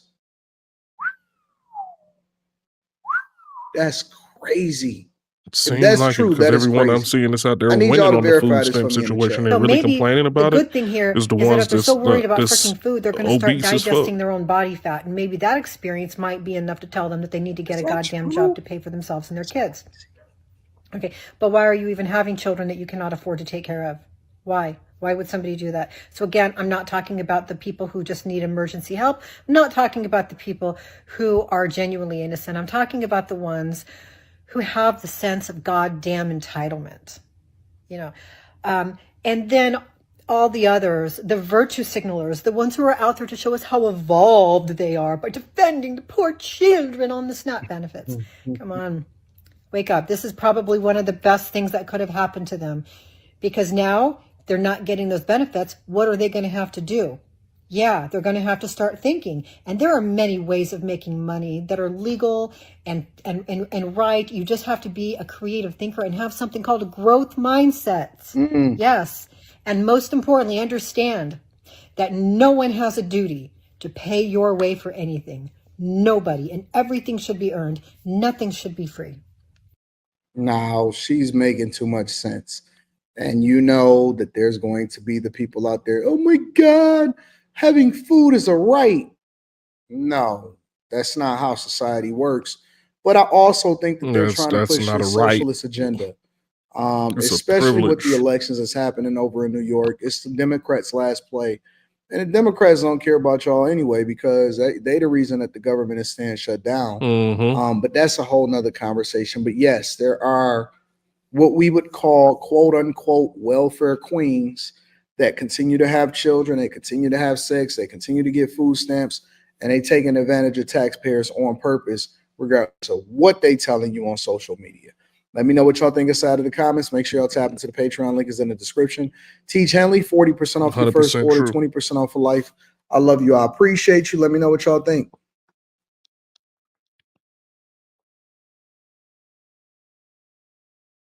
Them doing this actually get y'all to wake up and stop celebrating these pagan nothing ass holidays and start paying attention to what the fuck is really going on right now. Don't buy shit. Christmas, Thanksgiving, the hell with Thanksgiving. We ain't got to do nothing for Thanksgiving. Cook like you regular cook. Why spend all that money and this government taking everything from us? Just cancel the whole 2 holidays. That's how we get back at them. If the government cancels SNAP benefits, y'all need to cancel all these pagan holidays. Finally, are we going to keep doing that the next 100 years? Do y'all not know these are pagan holidays? Why are we still doing the whole charades every year around this time? Are we going to keep doing this every year, acting like these shits are real, but they are not, and they were created out of other people's blood? Or are we going to wake up? Are we going to wake up? Just let me know when the revolution is going to wake up. I've been talking about this for years, but y'all call me crazy. Y'all call me crazy. I hope them doing this shit actually get y'all to wake up and stop celebrating these pagan ass, nothing ass, fuck ass holidays and start paying attention to what the fuck is really going on right now. And for the people that think what's going on doesn't affect them, so did some of the people before World War I, before the Great Depression, before World War II. Yeah, because it looking like that's where we're headed, but that's a whole nother video. You know, in this time where they're laying off people, they're firing people, people ain't got no jobs, especially right around the holidays, I wouldn't be mad if people went on a strike of spending money on things like Black Friday and Christmas, or going out to buy these expensive ass turkeys, these marked up products again for Christmas. I wouldn't be mad if everybody made that decision, because at the end of the day, how y'all firing us? But at the same time, y'all know that this is the season where we all spend the most money. And what's going to happen is a lot of people are going to go out their way to figure out how to still find a way for their kids to not be affected by them not having no money. You know, if it's because of EBT, if it's because they lost their job. 30,000 people got fired from Amazon. A lot of people are going to hope that their kids are not going to feel it during Christmas. So if this is something that, you know, everybody's going to boycott and get behind as far as the holidays, I'm not all the way mad at this. I'm not mad at it at all, actually. So let me get this straight. UPS fires 34,000 people and Amazon fires 30,000. That's 64,000 employees without a job before the holidays. And that should show you right there that we should cancel Christmas and Thanksgiving. Yeah, that's how we hurt them. Y'all don't see that yet? That's how we hurt them. We don't go out. We don't go out shopping for turkeys and hams and all this stuff for Thanksgiving and Christmas and presents. That's how we get them back. Because I'm pretty sure y'all was banking on those bonuses so y'all can buy Christmas presents and Thanksgiving dinner. But guess what? Just cancel the whole 2 holidays. That's how we get back at them. Are y'all with that or what? If not, they're going to continue to do the same thing they've been doing. These people do not care about y'all. How they fire y'all right before the holiday season, and yeah, that is crazy. SNAP benefits are cut. Make it make sense, y'all. They showing us they don't care. But I guarantee in the low income areas, there's still going to be a whole bunch of signs of holiday sales and come buy these trees and come buy these turkeys. How are people going to buy these turkeys? The reason why they're still going to promote it is because, well, for one, they know they can make money. But two, for the most part, a lot of people want to follow the family tradition, so they will figure it out. Although these large corporations, the government is impacting their bottom dollar.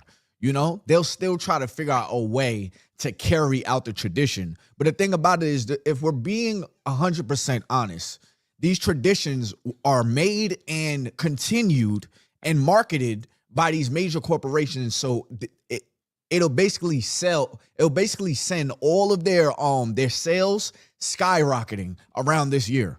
That's the expectations that these businesses have. We're on task. Go ahead and cancel Christmas. Go on and start that family chat and let them know that you're not exchanging gifts this year.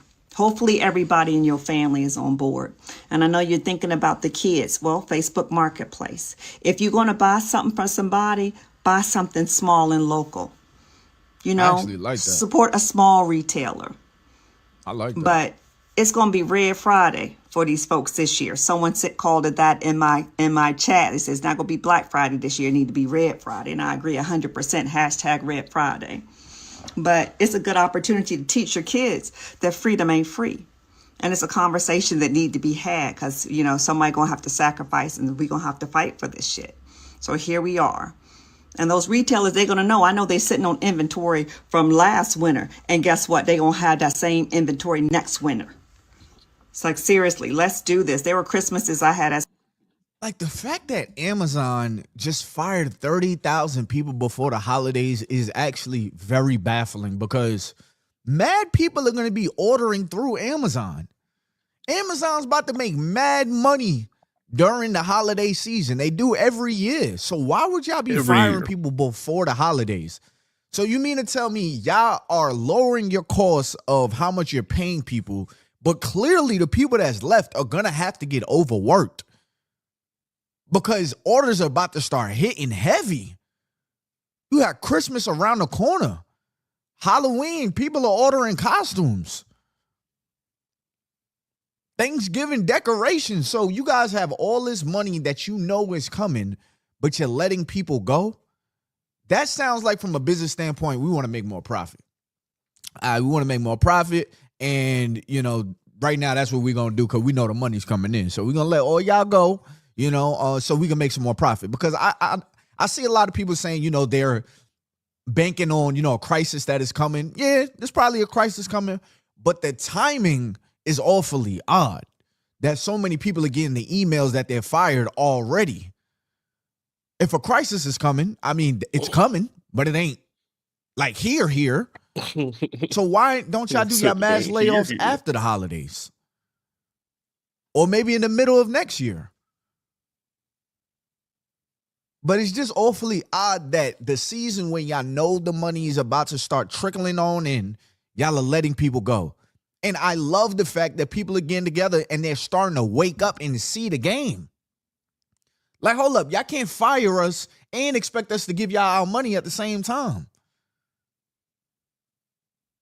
With no explanation. As a kid, when my mom didn't have any money, she made us sweet potato pies, and that was fine. You know, they were good. We were just as happy. We were like, who's in Whoville? And I think that's how it needs to be. You know, if you want to do something, switch it up a little bit. Do some community service. Spend some time, you know, serving in a soup kitchen as a family. Donate some money to like a homeless shelter. I did that a lot Help when somebody I was a else kid. this year. Do something that really counts if you're going to do something. But gift, if you buy please buy something small and local. And they'll give these retailers giving nothing. back We're to not people that spending they money. had none. October, November, Let's go to Hosea December, they make a Williams all the whole time. lot of money off of us. And here's the time to teach them. We're not spending no money Red Friday, cancel Christmas. The reality is they see people that's below them as below them. But you don't realize, and I see this happen so many times, like especially like with content creators. I'll give a content creator an example. Like, I'm not gonna give a name. There was a content creator that made a video, and he was just like, F all of y'all are so lost and all this and all that. And it's like, bro, you wouldn't be who you are if it weren't for those people that you were calling lost. Same thing for these major corporations. Just take away their food stamps. Whatever. They'll figure it out. Fire them. Those same people you are firing have peers that see how you are treating them. And their peers along with themselves is why you are where you are. Target had to learn that the hard way. Go look at Target's stock this year. They got done dirty.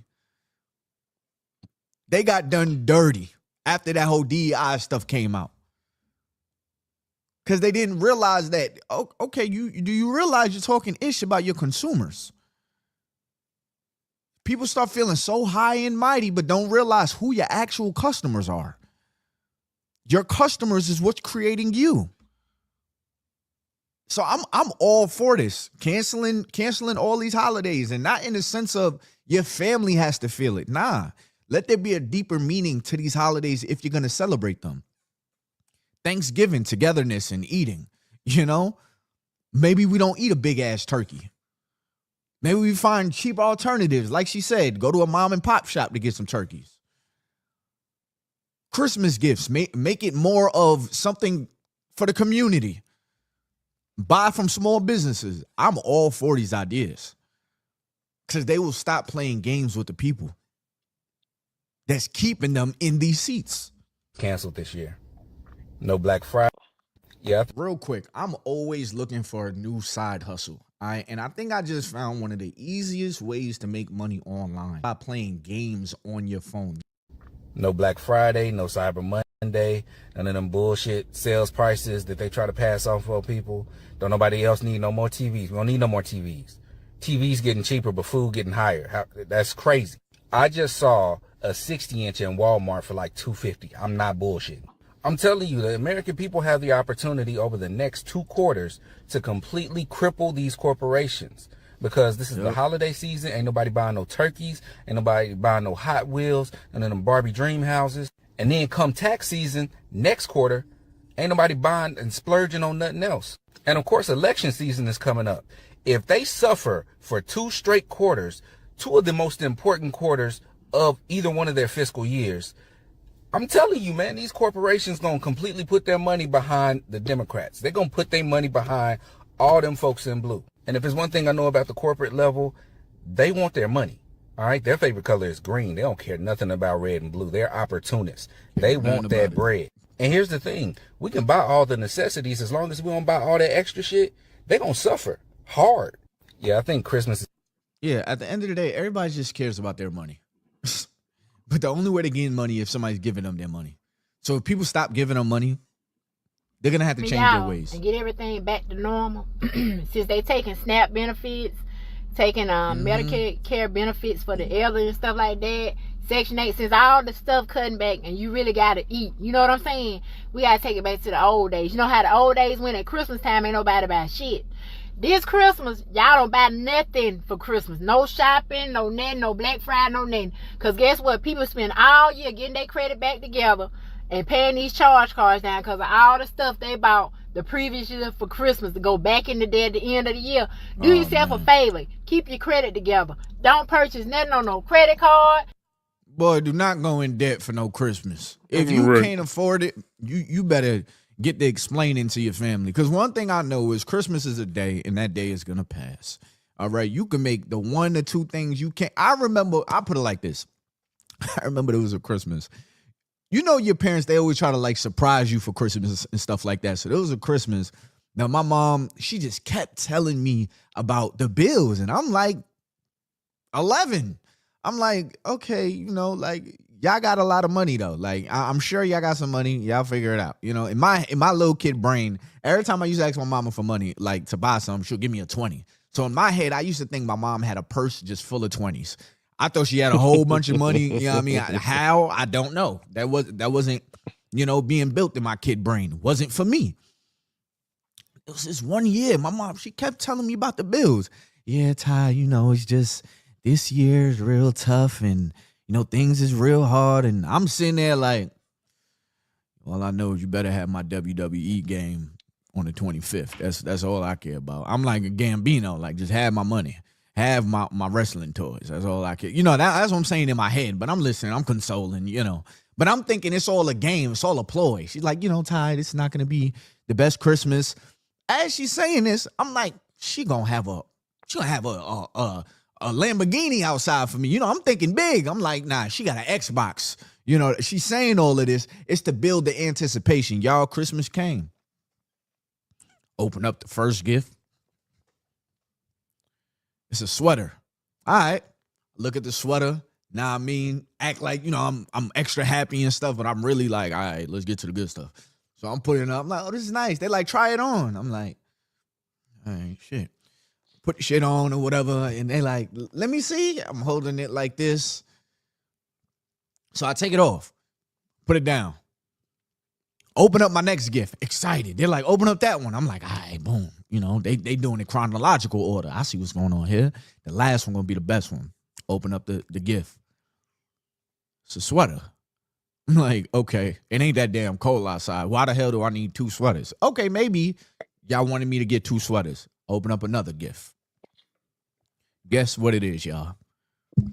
A goddamn sweater. I would never forget this. I had a Christmas of sweaters. Lit. These oversized sweaters. And this was back when they had the sweaters that zip past your face. So I guess they thought they was doing something crazy. Know what I mean? But I didn't have this on my Christmas list. So my uncle, he looked out for me. You know, at least I thought. Man. My uncle was like, Tyreek, he gave me a smaller box. And I know this ain't no sweater gift. I grew up in the 90s. Like a kid in the 90s. And there were multiple Christmases where I got one big thing and the rest of it was clothes. Socks, drawers, sweaters, and pants. I got you know, one thing my mom definitely made sure of is I got a game system at every major age. So when I was 6, 7, I got a Sega Genesis. When I was 14, getting ready to turn 15, actually, yeah, like right when I was turning 15. Was it 15? Nah, 12, 13. 12, 13. Sega Dreamcast. You would only get one game. You get the game system and a game 1 year. And then the next year, a game, like literally a game for the game system, if it was still good. And everything else would be closed. And I would be so happy for the clothes. I'd go hustle up the money for my games throughout the year. It didn't bother me none. I remember the first this was 2000 or 99 when we had first we had first got our first crib, like house. My mom hooked me up. I'm talking about laced me up. Got the Dreamcast, got about 6, 7 games, the Rumble Pack, the memory card, pair of Jordans, what was it? Fat Farm, velour sweatsuit, and P. Miller.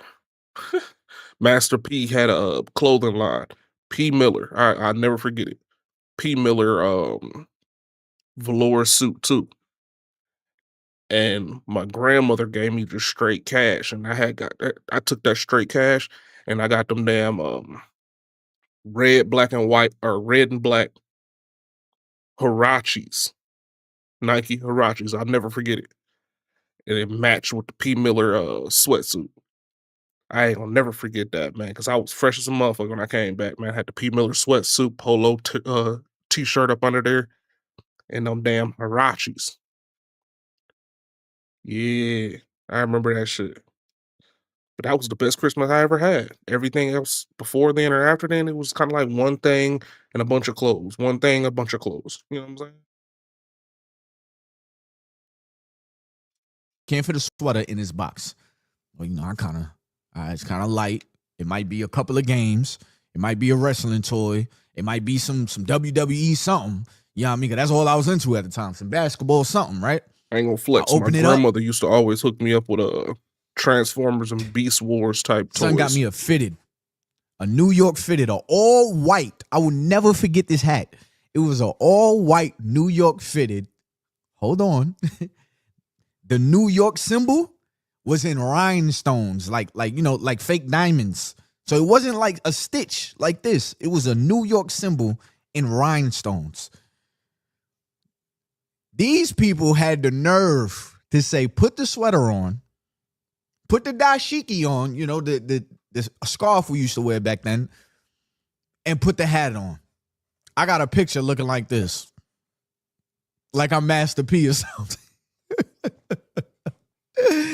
Yo, I've never been so disappointed in my life for Christmas because my mom used to always buy me just nice stuff. Like even if it was a lot of clothes, because as a kid, you don't care about no clothes and sneakers and stuff. Well, I did like sneakers, but there was like a game in there or a new system, a PSP, things like that, to all the OGs. I remember the PSP, a DS, things like that, man. I would be ready to see those things. But this Christmas, these folks bought me nothing but sweaters and a rhinestone fitted. In other words, a whole bunch of stuff that I'm not wearing to school. I probably wore the sweaters, but even the sweaters, crazy. Bro, none of them fit me. I'm like, I think I got this for somebody else, but it was like, we might as well get this to Tyreek, like, because we got this person too much stuff. And I'm like, what is this? I'm talking about the hoodie that, I put it on and the sleeves is like this. I'm like, nah, ain't no way. Yeah, you gotta grow on. Sitting here with the rhinestone hat on, ain't no way. Like, I'm about to crash out at 11. I'll never forget that day. Never forget that day. So sometimes you just gotta. My point was, let me go back to my point. The point was that Christmas happened. It was a memory. They definitely went cheap on the Christmas, from my knowledge. A lot of, and it was an experience. It wasn't like so much like, oh my God, I'm disowning my parents now. Like sometimes we make things way too deep than it actually is. Mm-hmm. If you explain it to your family, like, look, man, this is a tough year. And right now everybody's going on strike. So we're going to get creative for Christmas. Tell your kids now, get them ready. They could prepare for 60 days. You tell them now, they can prepare for 60 days. All right, they got 2 months to get their minds right to not expect anything. You got 2 months. Keep it closed. Don't go online shopping. Don't buy nothing unnecessary. Because guess what? All we got money to buy around here is food. They putting all these companies in the air. Your power bill going up because you got to supply the power that going to all these new companies that they putting up. They think somebody's stupid around here. You know what I'm saying? Your power bill through the roof. This year for Christmas, all that unnecessary stuff we don't need to buy because we trying to pay light bill, water bill, gas bill. But she is country. She is country. She must be from like Alabama or something. Because all this crooked shit they doing, making our bills go up. We trying to keep our mortgages paid because all the crooked shit they doing, the mortgages going up. You're trying to keep your car note paid because all the crooked shit they doing, the car notes are through the roof now. Interest rate, if you got good credit or bad credit, it's still high shit. So my solution to the problem is don't buy shit. Christmas, Thanksgiving, the hell with Thanksgiving. We ain't got to do nothing for Thanksgiving. Cook like you regular cook. Why spend all that money and this government taking everything from us? Can y'all see what's going on? These folks are taking everything from us and ain't giving us nothing back. So my solution, and I know I ain't the only one feel like this, my solution, don't buy shit for the holidays. Don't buy nothing for Thanksgiving, nothing for Christmas. Somebody's birthday, my birthday coming up, hell, I don't need shit, I gotta know. And that's that. Don't buy shit this year for these holidays and let them suffer. That's how you hit a person. When you hit somebody in the wallet where it hurt, they'll change their tune. I promise you that. Don't buy shit for the holidays until they give you back your SNAP benefits. I said what I said. It says cancel Black Friday. I definitely think we should cancel Black Friday. Black Friday is the biggest finesse in American history, and I didn't realize it until I started having business. I started, spending money on Black Friday. I'm like, hold up. They marked this down about $100.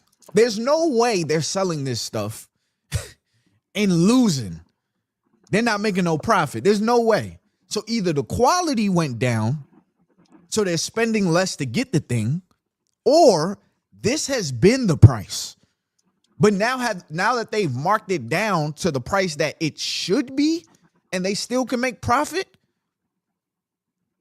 we're impressed. Everybody's so impressed at this new price, but it's like, nah, they just been having it super high this whole time. Like, for instance, this iPhone. I think I got like the iPhone 12. I am not updating my phone no time soon, unless I have to. And y'all know they be doing the whole storage thing. But anyways, they'll do something like make this iPhone $1,000, and then Black Friday come around and they'll say $700. Whole time for them to create it, it was $100. What do I look like, Boo Boo the Fool? And then what they also do is they make sure, and this is something I believe. I haven't done much research in this, but this is when I think about it from a business standpoint. I'm like, you know what they probably be doing? They mark up all the prices before Black Friday, slowly but surely. So now you go in on Black Friday and you're like, wait a minute, this is down a half price. No, they upped it half a price. Yeah, I mean, you just didn't peep it. So getting rid of or boycotting Black Friday, I'm definitely for that. Canceling Thanksgiving, I think there's a cheaper way to go about Thanksgiving. Same thing for Christmas. Y'all don't have to feel like the holidays didn't happen. You know, if it's a time that y'all usually come together to celebrate, you know, if it's it is a cultural thing that you guys do to celebrate Christmas, I'm not against that. To celebrate Thanksgiving, I'm not against that. It's the spending the money. This spending the top dollar so you can live lavish on Christmas. So you can live lavish on Thanksgiving. We ain't got to do that. We do not have to do that. We need to change what these holidays mean. Canceling New Year's. I don't think we got to cancel New Year's. Like, I think every year at New Year's is a time to celebrate. But how are we celebrating? Are we going out and we're buying the big rocket launcher fireworks like my neighbors be doing? Or are we going to a little mom and pop shop getting some sparkles? I don't really know who spends too much money on New Year's anyways. Like us, personally, we don't spend a lot of money on New Year's. We do it real small, real classy. Because anytime I know there's a lot of people outside gathering, I don't like being there. Again, y'all know I was in the military. So I'm a little weird when it comes to crowds, especially in today's day and time, because people are crazy. And if you know anything about anything, crowds are the biggest target. Or crowds is where the most indefinite things can happen. You know, so I'm a little weird when it comes to New Year's. We have no business going into the third quarter making corporations uber rich. After the year we've had, we could literally cripple this fucking country and bring it to its knees by canceling Thanksgiving and Christmas. Easily. They've been planning and projecting for this income since last year, previous years. They do these reports years out. They've been planning and plotting for you the same way that we sit around and be like, oh, I can't wait till I get my taxes in February, March. That's what they be saying. This is their taxes. And they be like, I can't wait for Christmas. It might be a little, we might slow down in the summertime, but Christmas, everybody's going to let their fucking ego, their sense of competition, their consumerism overtake them. Everybody going to be so fucking short-sighted and ready to just spend some motherfucking money. I don't give a... After the fucking year we've had, we have no business taking our money out of corporations like Target just to wait until November and December and give it all back to them. We have no fucking business We have no fucking business pouring millions and billions of dollars into toy industries that don't give a fuck about our kids. We have no business making cheap foreign clothes producers uber rich. Like, we don't have no fucking business pouring large amounts of money into this economy. We about to, in the next month, kill millions of turkeys and chop down millions of fucking trees in the United States. We don't got no, like, we got the environmental capacity to just be chopping down trees. like, we just got it like that. Like, we don't have no fucking business. Damn, I ain't even think about that. I wonder if, like, this is like a real slow thought I'm about to have, but I wonder if turkeys know about Thanksgiving. Like, do they gather and be like, yo, all right, look, y'all know it's November, y'all. So y'all know what time it is. They're coming, you know? It's like a war between us and the turkeys around this time. They need to go into, like, hibernation or something. Like, I'm pretty sure there's a cave. There's a cave. Some just don't make it. That's the ones that wind up on our tables. There got to be a cave where these turkeys is hiding. And nobody should have to say. Nobody, nobody, you shouldn't wait for somebody to call for a boy. We've been calling for boycotts all fucking year. When did we start boycotting Target? We've been calling for boycotts all year. It's millions of people across this country that ain't stepped foot in a Target, a Starbucks, a McDonald's, just to name a few, all year. And guess what? They was boycotting McDonald's. Participate in politics. Oh, I didn't vote. Oh, that doesn't apply to me. I've been busting McDonald's head like every day for the last. You vote with your money. You never have to step inside of a booth to vote in this country. Everybody voted. It don't matter if you register. It don't matter where you live. Everybody fucking voted in November of last year.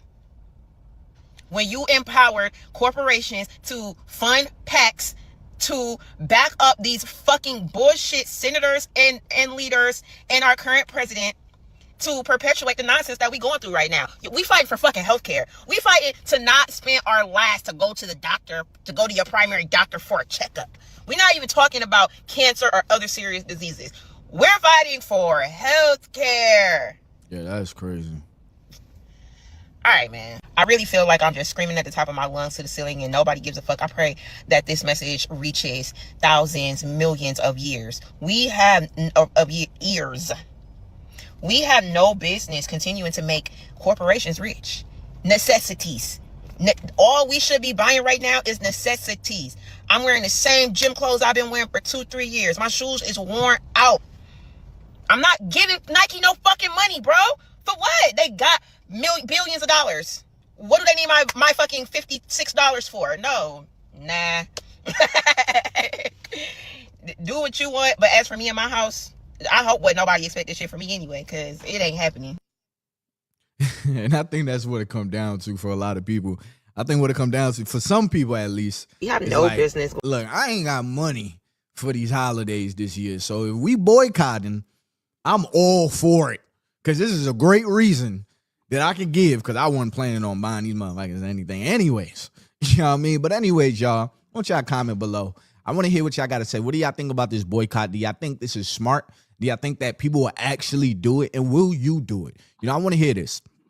Comment below. Make sure that like button, subscribe button, turn on my post notifications and all that good stuff, man. Like I say in all my videos, if you want to make some money playing games on your phone, all you got to do is click the link in the description below or the link in the comments below. These apps, they're literally paying people just to play games on your phone. Every time I think about it, it's crazy. Now, I mean, check it out. See if it's for you. If it's for you, it's for you. If it's not for you, it's not for you. But if you catch yourself making money, make your money. Until next time, y'all, it's been your boy, Ty Boogie. I'm out of here, man. Peace.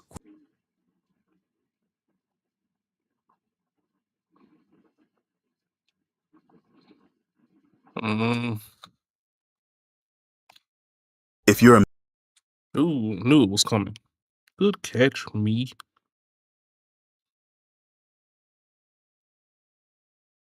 Good me catch.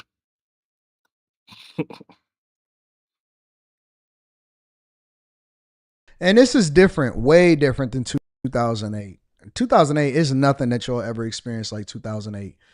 And one of the reasons, even from a layoff perspective, of why this is different is because, what was that, 3? Was that 2, 3? One of the reasons that this is different is because companies are booming now. And they're not laying off because they're under duress or because it's a problem within the company. They're positioning themselves to be even stronger and to have a better balance sheet. And they're bringing more value to the shareholders. It's not because they're struggling. Companies are booming and they still laying off. And it's because they're creating efficiencies. Honestly, let me tell y'all the real truth, what I think is really about to happen. You know what's up. You are going to have to create a job for yourself if you want to thrive and survive going forward. The days of people complaining about where are the jobs and all of that stuff is over.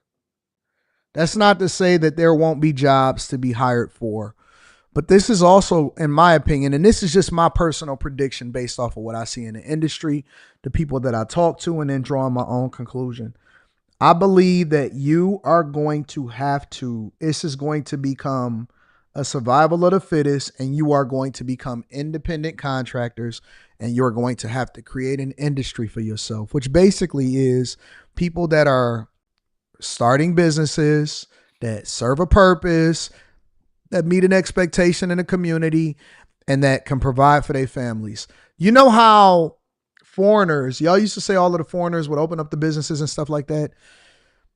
It's going to be, every economy is going to be a local economy subsidized by a larger economy. Now, what does that mean? That means that you're always going to have the big players. You're going to have the big players, the technology companies. You're going to have Amazon. You're going to have OpenAI. You're going to have Walmart's, the big groceries. You're going to have all of these companies. But I think that where the market is going is everything is going to be specialized. So for you to survive, or for the smart ones that are looking to pivot, you are going to have to create the space for yourself. You're going to have to be a value add. There is no longer going to be those type of jobs where you can just get a job. I mean, they'll be around. Like, there'll always be those type of jobs around.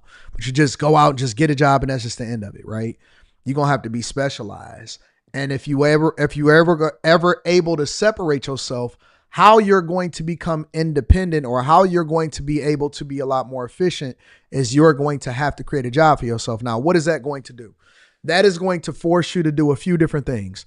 You're going to have to pay for your own health care. You're going to have to manage your finances more effectively. You're going to have to pick better spouses. You're going to have to pick better spouses in order to survive and be successful. You're going to have a better network. You're going to have to go outside. You're going to have to learn everything about the different businesses. We used to laugh, or we used to talk about different people that came over here that couldn't speak English. But what they did for them to survive was they created jobs for themselves. They opened up their own restaurant, and they didn't hire people. They worked the restaurants. They worked them. That's what you're going to have to see. In creating a job for yourself, you're going to have to take a risk. That means that you're going to have to invest in yourself. Where the majority of the funding is going to come to small business owners who are looking to expand, or who have a proven concept, or who can add value to a group of people, or within a city, or within the economy. People moving is not going to be for jobs themselves, but it's going to be for opportunities and untapped markets. Things that you can't do or experience on the internet, right? Those are going to be the most sought after things. So a lot of people upset at that. I see people hitting the dislike button because I said that. I don't care. That's not my problem. You can feel some type of way all you want to, but it don't change anything. It ain't going to change nothing. You still going to have to create your own economy. Don't you see how it's already playing with gig work? They've already conditioned y'all to be this way. Everybody is an independent contractor. Everybody is doing DoorDash. Everybody is doing Grubhub. Everybody is doing Uber Eats. Some people are doing Uber Black. Some people are doing Lyft. Some people are doing Postmates. It's a lot of people that's selling stuff on Facebook Marketplace. Everybody trying to get involved and trying to figure out a hustle. Here in Detroit, I don't know nobody that work only one job or two jobs. The only chicks that's doing that, or the only people that's doing that, is chicks that's being subsidized and taken care of by another man. And so it's just the truth. We've already been conditioned for this to be the way that we move. Even with people that do for Amazon, they don't work for Amazon directly. They do Amazon. They work for a contractor that has a contract with Amazon, and Amazon then prevents them from being able to be a delivery company for anybody else. So then they become dependent on the system, right? So when you see this type of stuff happening and you see it playing out in real time, I'm not telling you nothing based off of what I think. I'm telling you what's really happening in the industry. They want to remove the liability, but they also need to depend on the people. So basically, everybody are either going to become suppliers, you're going to be high-end workers. There's always going to be people that need to be doctors, physicians, all of that stuff. Paralegals is going away. People that work at law firms are going away because people are leveraging AI as their assistant. And so that is going to be going away unless you work for a big firm. And so the big jobs are the ones that people are going to be chasing so that they can have those jobs, but they're going to be more competitive and it's going to take a lot more work ethic, which then will filter out a lot of the women unless you are one of those women that need to work super hard. I think that there's going to be more families, more people getting married, more people staying together, more people depending on each other. If you want to have kids, you're going to have a chick that's willing to be on your program, and then she's going to have to fill in the gaps. And so we're going to go back to a time through technology that is forcing us to go back to the ways that things used to be in order for us to be successful. And people are going to have to create jobs for themselves. Trades are going to be at a premium. Yeah. Trades are going to be at a premium. People that can do great things physically with their hands. Working from home, forget about it. You're going to have to be out in the field. You're going to have to be out in the field. Working from home, that is largely not going to be a thing. It's going to be a thing of the past.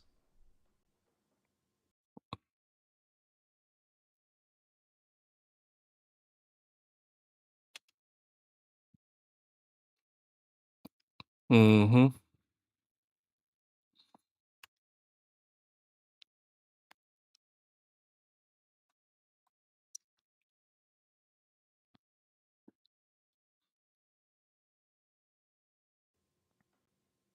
What we are seeing is, somebody just said it in the chat, it's a reset. Kirsten D.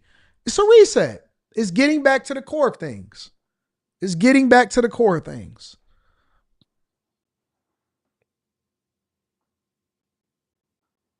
It's a reset. Everything is going to be independent, and the companies and even the media companies, they're going to be swallowing up and they're going to be signing content creators. Content creation is the new record labels. Nobody even cares about music. There's going to be some people, and it's going to be stragglers here and there. Music industry is oversaturated, but the people that's really essentially the music industry has become content creators. Yeah. A lot of those guys is lazy and they trying to pivot into doing some of the stuff that we doing. Mm-hmm. Right? Everything is going to evolve and everything is going to change. People are going to start podcasting on Netflix. Netflix is going to start doing physical podcasts. They're going to be doing live streams, live shows on Netflix. That's going to be the next play because they want to try to compete with YouTube. YouTube is the biggest streaming platform, bar none. There is no platform that generates more revenue and that streams and does all of this than YouTube. Yeah, you can literally sit on YouTube all day long, watch either podcast streams or full-on the industry, shows music industry been down for a long time. That's why they started doing 360 deals, because they had to recoup. They had to recoup.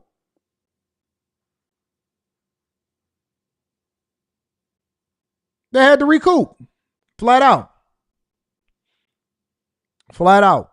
And I'll tell you another thing. If you smart,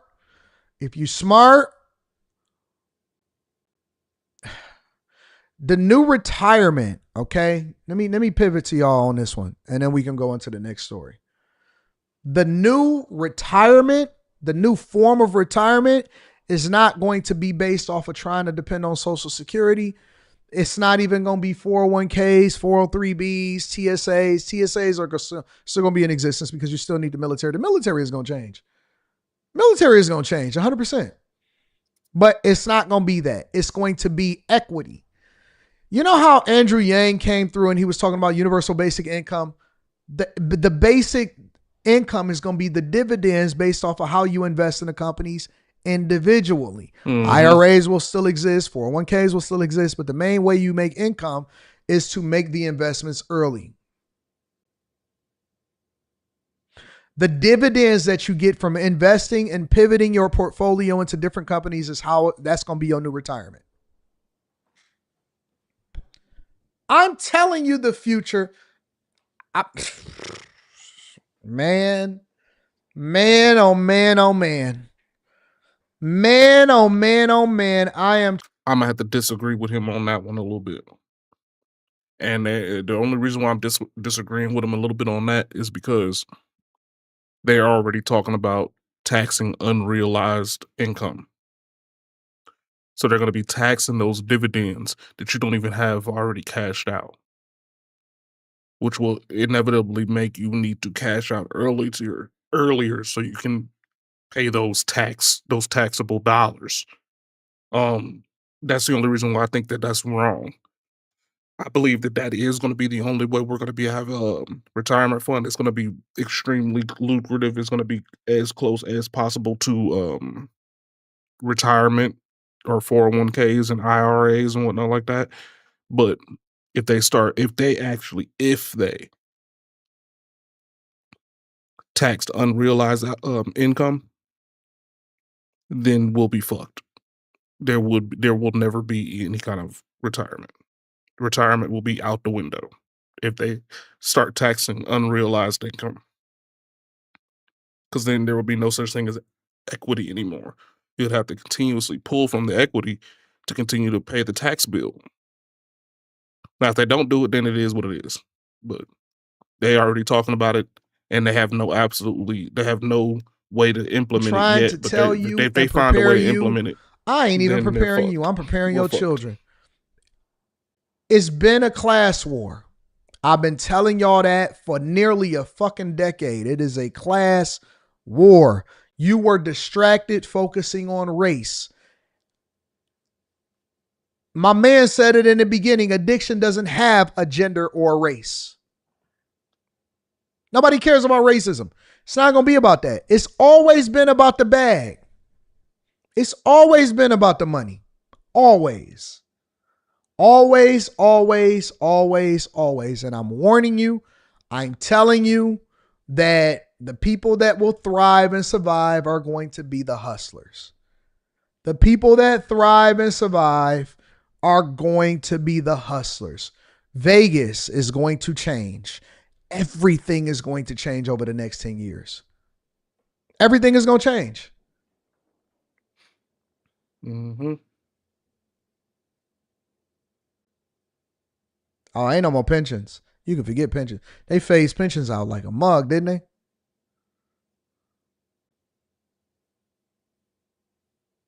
They phased pensions out like a mug, didn't they?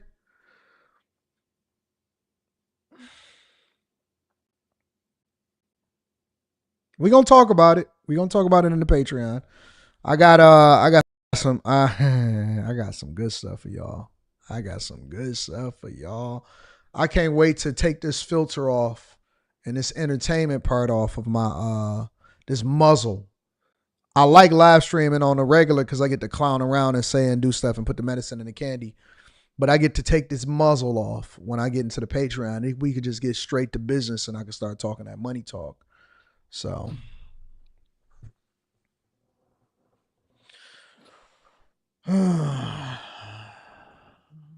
Yep. It's getting off in a couple of videos, man. I think. Well, yeah, the police still have them, but pensions from like regular companies, right? It's from like, automakers got rid of pensions a long time ago, stuff like that. I think that the post office is going to be spun off. That's going to be its own entity. Before these 4 years is up, I strongly believe, and I could be wrong, I could be dead wrong on that, but I think that the Trump administration is going to look to spin off the post office and or keep it as is, but outsource the majority of what it is, right? So delivery services, not spin it off, but it's going to morph into the majority of the work is going to go to the UPSs, the Amazons, the FedExes, all of that stuff, DHL, everything.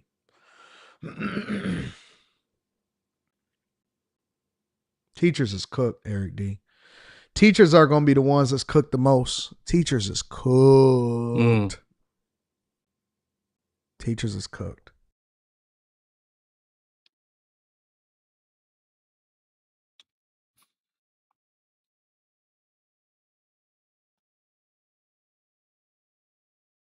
Hey, call me Shape. And today I'm reacting to a video titled, Women Lose EBT, Now Begging for Good Men. Let's get right into it. My kids have not eaten in 5 days. It is the taxpayer's responsibility to take care of my kids.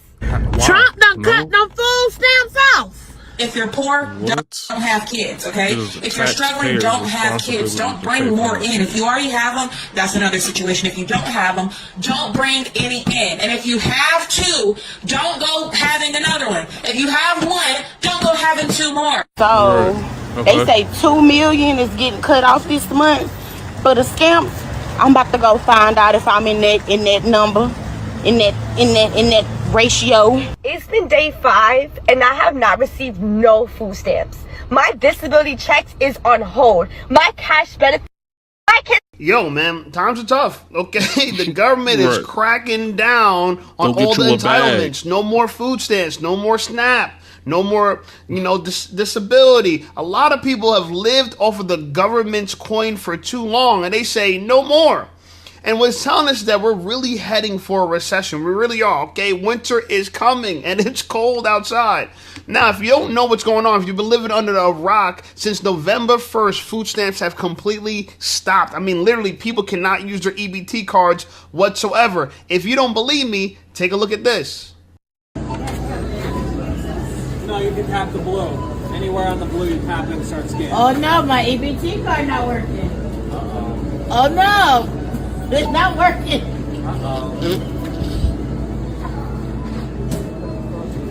Now, that's probably somebody's grandma. She's not too worried about it because she got her grandchildren. Her family ain't gonna let her go starving. Of course not. But for all the single moms out there, the relationship between EBT and them getting their food looks more like this. Told her the EBT card declined. Come on. She flipped out on me. Come on. Who's yelling? No one's yelling. Told her the EBT. She's wilding out, say, call the police. I'd rather go to jail than starve. And that makes a lot of sense. In the jail, you get 3 hots and a cot. Okay, you get 3 hots and a cot. Now, some women are saying, y'all should have been knew this. Y'all should have been knew that this was coming. Okay, and she's actually making a lot of sense. Take a look. And I'm going to just go ahead and say it. Because men have been saying it for years. But y'all ain't want to listen to them. And it just came to realization, well, I been knew this. But it's coming to realization for some of y'all that I don't need men. I don't need a nigga for this. I don't need a nigga for that. It's catching up with y'all asses. The government said they going to cut off y'all food stamps for a month. Y'all talking about going to stores and stealing. Y'all solution is going out there and doing shit like that. But y'all wouldn't even have to do shit like that, because if y'all would give these good men a fucking chance and stop being stuck up in y'all fucked up ass way and stop trying to fucking beef and be rivals with men, you will be straight November, because your man will be making sure some food in that motherfucking house, as he should. He'll be making sure those children are fed to the point to where you don't have to worry about nothing. You shouldn't have to worry about nothing, but y'all don't allow men to take care of y'all. Y'all don't want to be taken care of. Y'all want the government to take care of y'all. Y'all don't give a fuck about niggas. That's what the fuck y'all been saying for so long. She got a point. Y'all been saying that for so long. Look, girl math is horrible. Girl math is horrible. Girls are the only people in the world who rather pay 100% of the bills if they don't get 100% of the bills paid. If you don't get 100% of your bills paid, you'd rather pay 100% of it. Meaning that if a man will go 50-50 with you, you ain't gonna take that unless you're gonna pay 100%. Okay? The only person women are willing to go 50-50 with is the government, and the government not even giving them 50%. Hell no, of course not. When you get food stamps, you're probably getting what, $500, $600, $700, $800 a month, and that might be pretty good. But a man could provide way more than that. Any working man in America could give you way more than $500, $600, $700, $800 towards the fridge.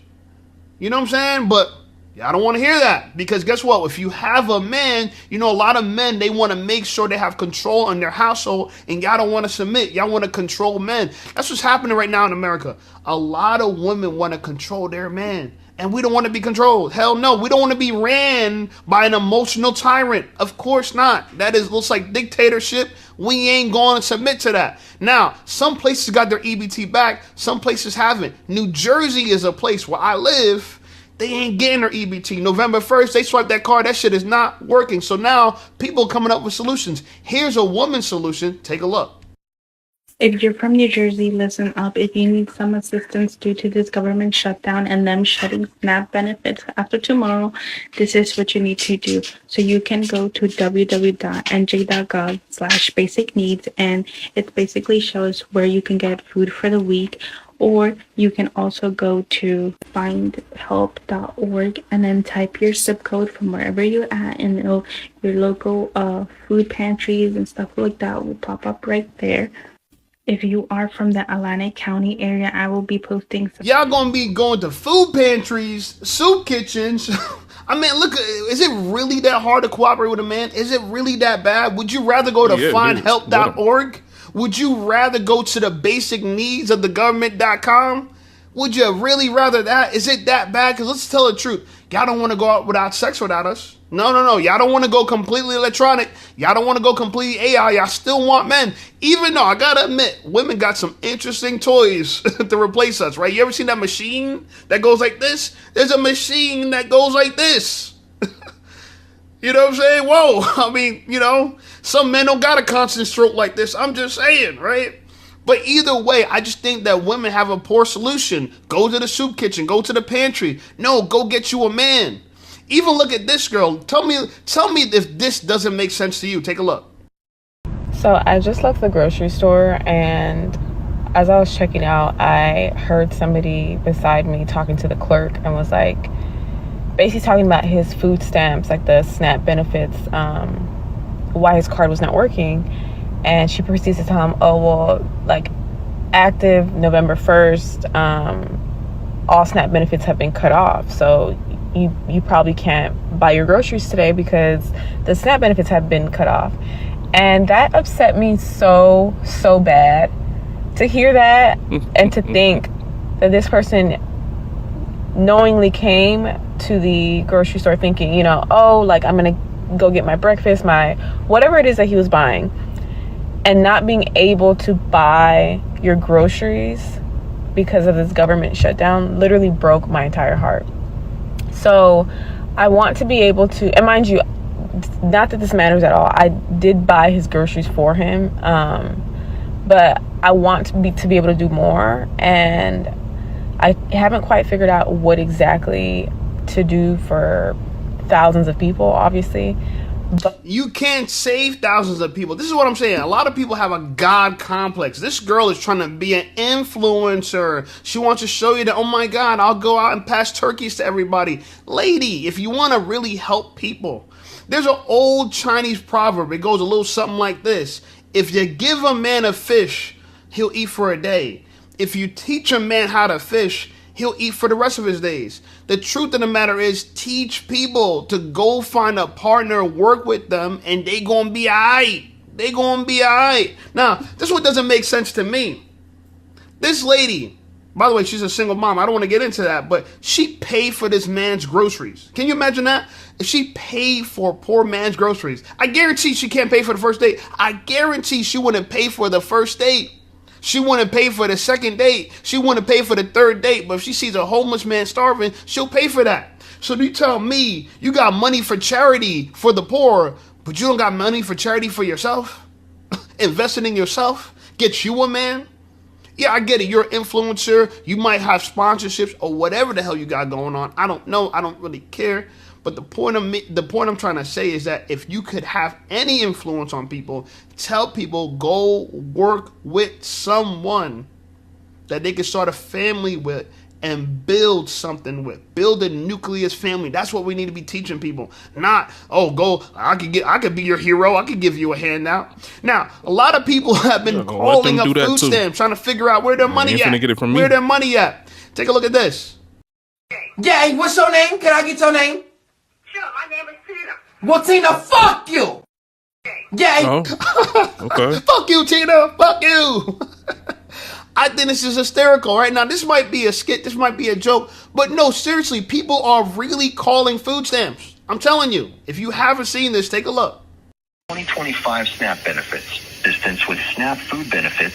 Press 2. If I'm an elf or for someone else. Yes, for myself. To know if that benefits will be available for next month. Right about now, as long as the shutdown continues, that funds are not authorized to be released, it is looking like it may affect their benefits for next month. As long as the government shut down, that means that we will not get our benefits? Yes, ma'am. As long as the shutdown continues, release SNAP benefit funds, then you should get them, but if neither of those things happen, then there will be a delay in SNAP benefits. Do you know what we're supposed to do if they are shut down? You dial 211 on your phone. It can give you it can help you find resources in your area, or you use the website feedingky.org. It's going to populate some, it'll help you find places in your area as well that can help. Wow. Will you send us a notification? Let us know like what's going on, like an update? If posted on our website, notifications out on the 27th. Also find more information on the CHFS website. So you guys are leaning more towards that it's going to be shut down and the benefits are going to be late or not at all, right? Basically. Once again, for as long as the shutdown continues and the funds are not being released, then yes, the benefit may be delayed or may not be given at all for as long as this is the situation. All right, well, thank you. Do you have any other questions I can assist you with today? No, that's all. Thank you. Can you imagine that? Because of the government shutdown, people going to starve. I think it's bigger than a shutdown, right? The fact that you let these people you dependent on them, right? You dependent on the government. You really want to depend on the family. Y'all scared to depend on a man. But y'all don't realize the government, and listen, I'm not left wing, I'm not right wing, I don't got any wings, right? I'm not a bat, I'm not a bird, I'm none of that shit, okay? I'm not a pterodactyl, okay? I'm none of that shit. But the truth of the matter is, you guys are political pawns in this football game between the left and the right. Y'all political pawns, right?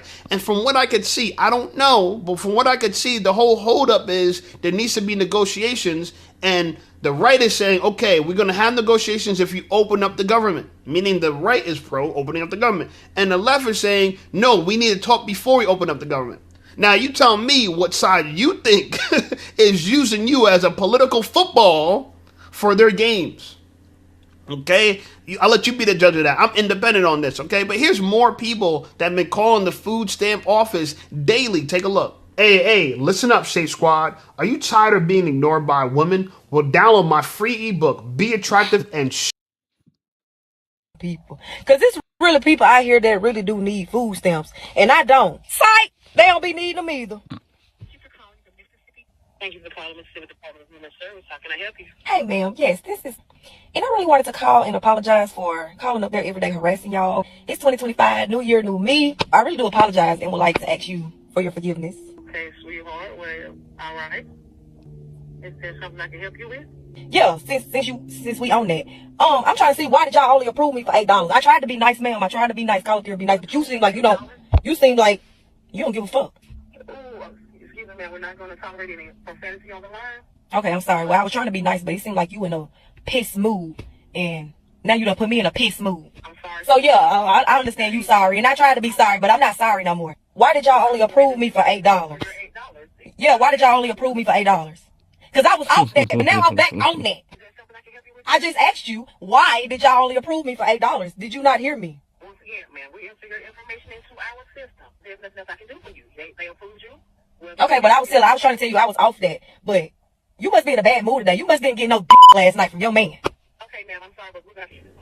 Oh, you must not get no dick last night from your man, okay? This is the type of hostility people have for the food stamp office. Listen, if you think they're treating us poorly, don't think we're the only ones that's getting it, okay? Modern women are insufferable to everybody they come across. Literally, they can't help it. It's their hard wiring. They can't change anything because it's the way they see the world. They see the world like they're the victim and that it's their right to fight, complain, criticize, use insults, guilt, and the need to be right, and stay on the offense on these people, yeah.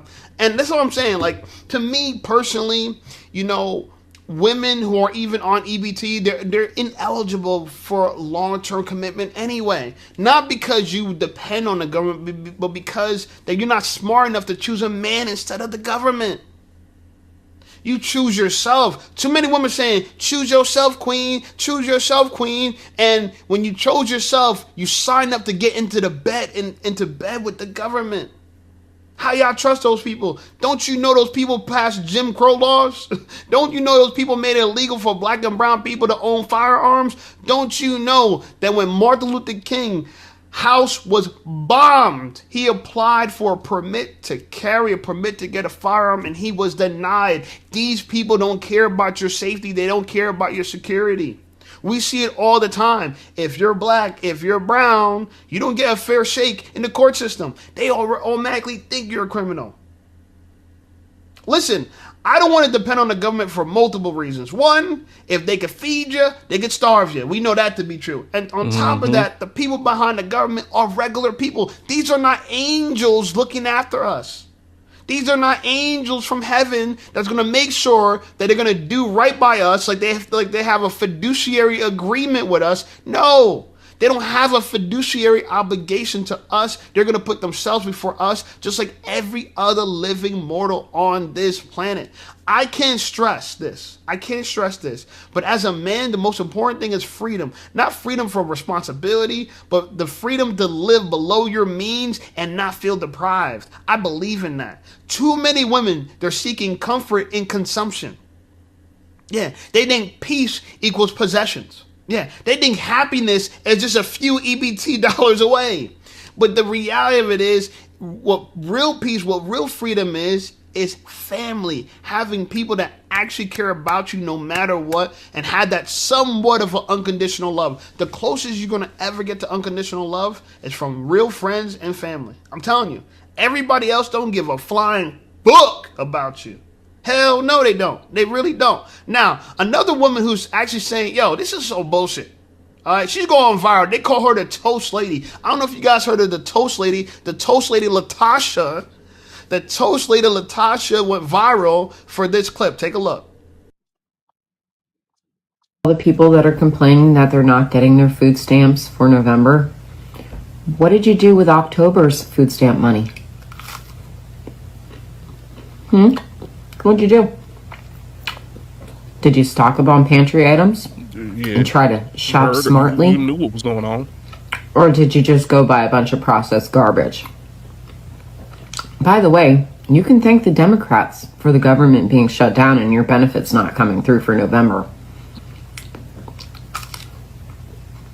Looks like you're going to be going to the food pantry for your Thanksgiving meal. I know a lot of food pantries hand out turkeys for Thanksgiving. All the sides and trimmings too. Lots of food pantries. You better figure it out. I'm sick of hearing you complain, honestly. You ever have this as a meal? I'm eating peanut butter and butter on toast. It's absolutely delicious. You should try it.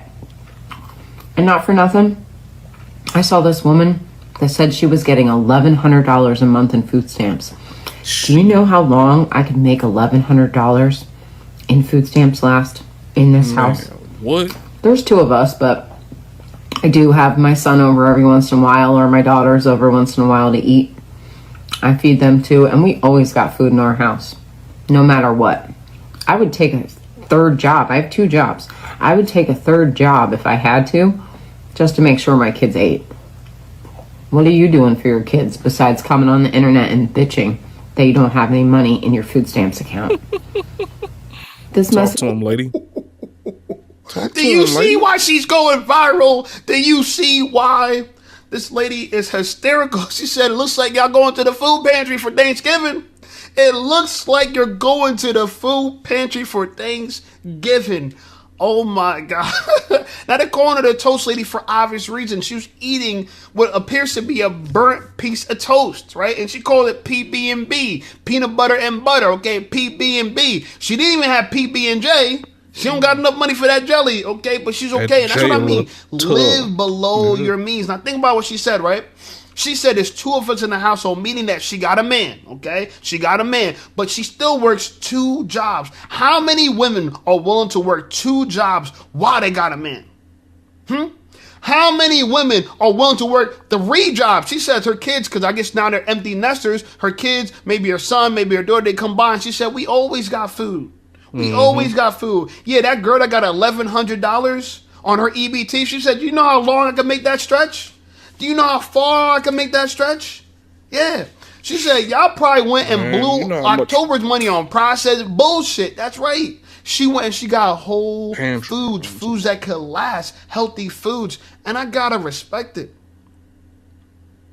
I gotta respect it, man. I ain't playing. I gotta respect it. And to me personally, I get it. She's not the face of what you would think is reasonable or rationality. Because a lot of women, they want to look rich, right? That's why a lot of people say people are not really rich. They're just well decorated. Okay, they're just well decorated. They're just insecurity with a Rolex. Okay, they're just insecurity with a lace front. That's all it is. A lot of y'all ain't getting it, like y'all make it seem like y'all getting it. Y'all on trips but can't pay your bills. The same people that's complaining about EBT have been traveling the world all year.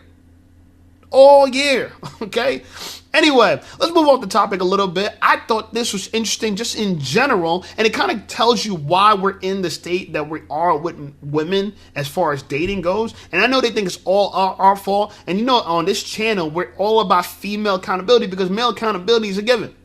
We're held accountable because it's a man's world, right? So guess what? If the world fails, it's on us, okay? But anyway, I thought this video was pretty interesting. Take a look.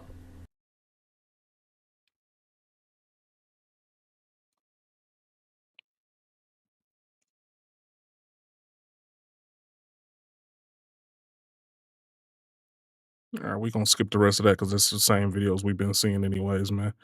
We'll get a little bit of this. Days ago, the current UKIP leader, Nick Tenconi, announced that he was going to do a march through Whitechapel on the 25th of October, a crusade to reclaim Whitechapel, as it were. And this was met with quite a lot of aggression. And what I think has been really useful about this is it's genuinely showing us they're going back to it, what it is that actually lurks in this country.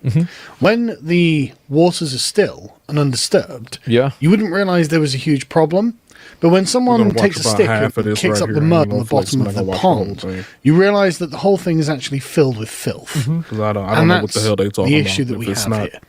We do not have a tranquil. I think that a lot of people have really underplayed how radicalized a lot of like average people are. You've got to remember that, like, you know, crowds used to go and watch people kill each other in the Coliseum. People would bring their families out to watch lynchings. Like, this is a very, very common thing. So the idea that, like, this is unfathomable or whatever is just crazy. It's happened so many times. Like we thought we used to. And Nick has shown us this with his planned march. Now, Whitechapel, you'll remember, is that area of the country that is basically a Bangladeshi colony. No idea. This is why they have Bangladeshi signage at the tube station. So people there know what this is because they don't speak English. Oh, wow. They speak Bangladeshi. Now, you can see that 64% of them were born outside of the UK. So this is a heavily colonized area. And in 2021... notice we're 3 years on and the Boris wave on from this. So this is going to be different. But you'll notice that English and English-British identity accounted for apparently about 10% maybe of the population and various other sort of identities as well. But most of them are not English at all. And in fact, if we look, you can see that this is 39.9%, nearly 40% Muslim. Again, it's going to be more than that now. Saying colonized is ironic? Yeah, I mean, obviously, like, that's what happens. It's like, I mean, demographic changes happen. Happens everywhere. And in fact, we don't know, frankly, because we're going to have to wait till the next census. In 2031, well, 2030, I imagine it'll be done and we'll get the results in 2031, to find out just how much more colonized this is. But the point is, everyone knows this is a very colonized part of the country, which is why their MP, Aspana Begum, Bangladeshi woman, says this. From ending indefinite leave detention to creating safe routes, we need policies that reflect our values of dignity and compassion. That's why I will continue to push back against toxic... They've let this get so bad, I really think this is going to be horrible. I think the UK and like places in Europe are going to have massive issues. I think it's already and starting stand to happen. up for solidarity, truth, and the rights for all who live here.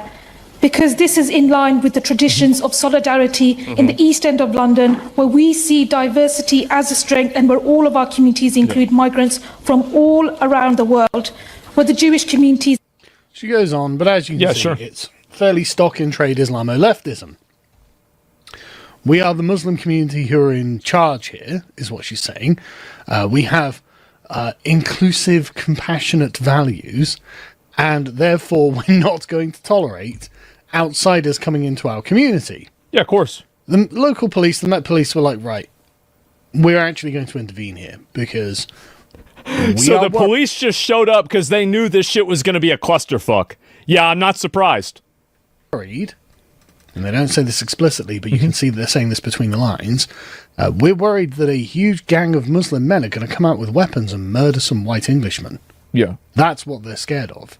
And so they intervened to prevent serious disorder at Whitechapel. Well, exactly, because they know that if the violence starts, then you're going to... That's whenever things are really going to kind of go crazy. Is that as soon as the violence starts happening and there starts being like actual like cultural unrest outside, that's whenever people are really going to get... And the point where I think that you go to real authoritarianism, you go to real totalitarianism, you go into like actual like military being involved, is when average people are afraid. When you get to the point where average people are afraid and they don't want to go outside, that's whenever you have average people that will vote for whoever will make it safe. That's what I think will happen. Is that eventually this situation will get so bad, and I always wonder to myself, is this some sort of like fucking long-term plot so they can rationalize authoritarianism the same way that like, you know, it could also just be advantageous positioning, right? But I think that's basically what's happening. That's already reality in Germany? Yeah. In order to... Because that's where things are going. The protest to somewhere else. Because they are worried that, you know, the organisers have described it as a crusade to reclaim Whitechapel from the Islamists. Yep. Which isn't going to happen in one march. And, of course, stand up to racism with their paid activists are out there too. And so Commander Nick John, who was in charge of the public order of the weekend, said Tower Hamlets is the largest percentage of Muslim residents anywhere in the UK. It is our assessment that there is a realistic prospect of serious disorder if it would go ahead in the proposed location. Yeah, no kidding. I think there probably is. No shit. Yeah, obviously it's going to happen. Because it seems to me that actually... You think that's happening here in the United States? No. I think it's a lot worse in the UK and in Europe in general, just because of like geographic location. I think that like there are places in the US that have like, you know, majority minority areas for sure. But in the UK, I think that it's much more pronounced and much more extreme. This community is deeply intolerant of the native British and the idea that the native British are the people whose land this actually is.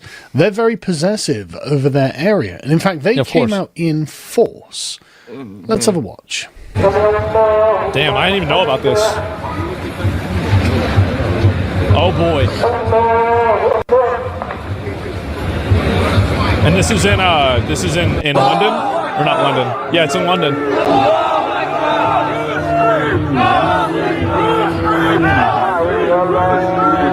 Man.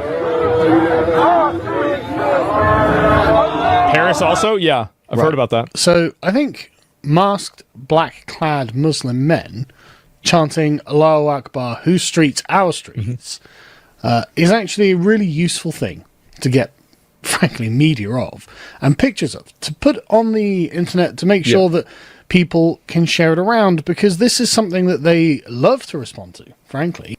The Muslim Defense Force, or the Muslim Defense League, love to get out there like they did after the murder of the 3 young girls by Axel Rudicabana. This is something we're going to see more of in the future. In the colonized areas, they're going to keep taking to the streets, and they've got kind of a uniform. I mean, they're dressed in black. Yeah, I think that's the issue, right? Is that as long as it gets, once it gets bad enough, I think that people will want the government, or people will vote for the government to intervene. And I'll move my camera if they play more videos, okay? I didn't realize it was in the way.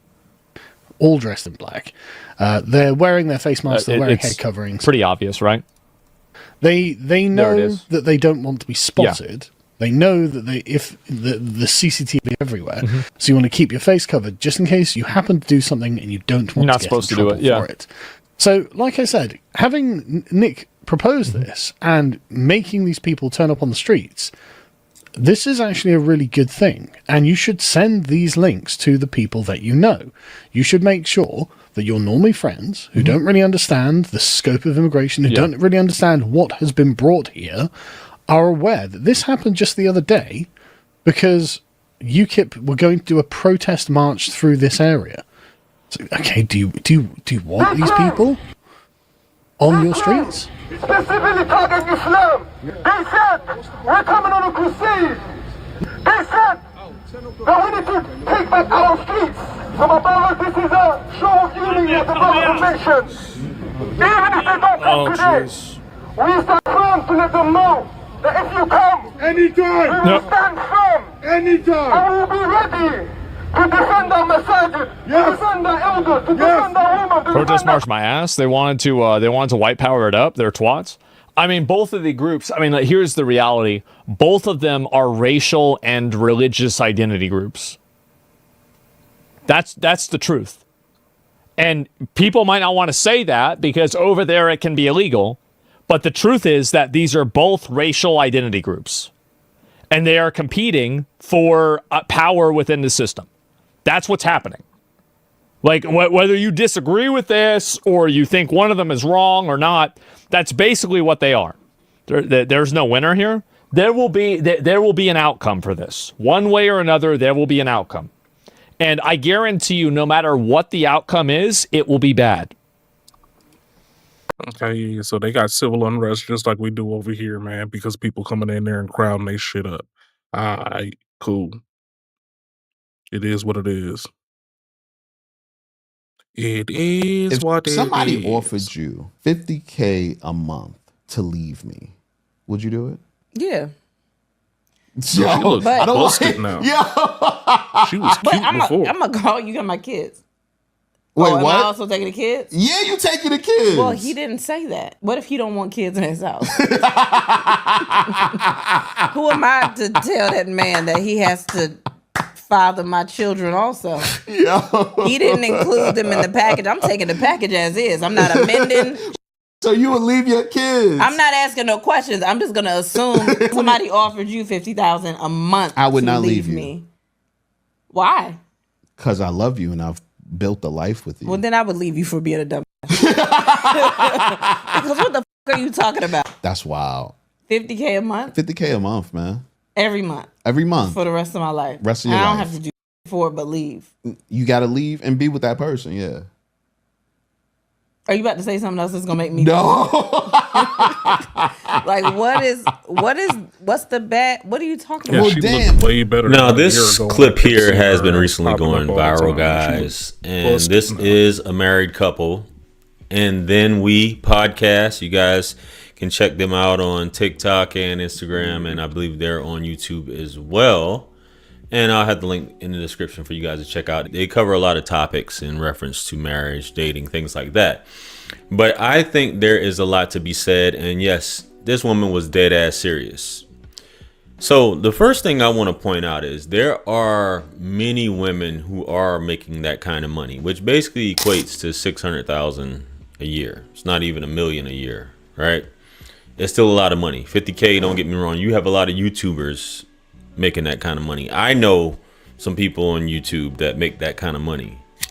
which in the grand scheme of things it's not a ton of money, but it is a lot of money for the average person. But there are a lot of people who are making this money and women that are getting this kind of money and they still aren't happy.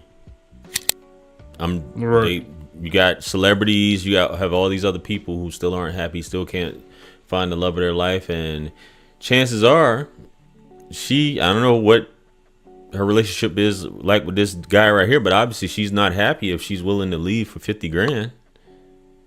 I'm just saying, money can only get you but so much. You have tons of older people who have tons of money and they're still not happy.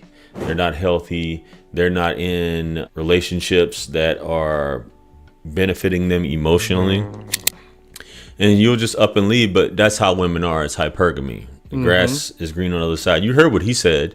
I wouldn't leave you because I love you. I wouldn't do that. You know what I mean? But women will do this all the time. Women do this all the time. That's just how it is. So that's why I say loyalty with women isn't really a thing. This goes to show that every woman has a price, guys.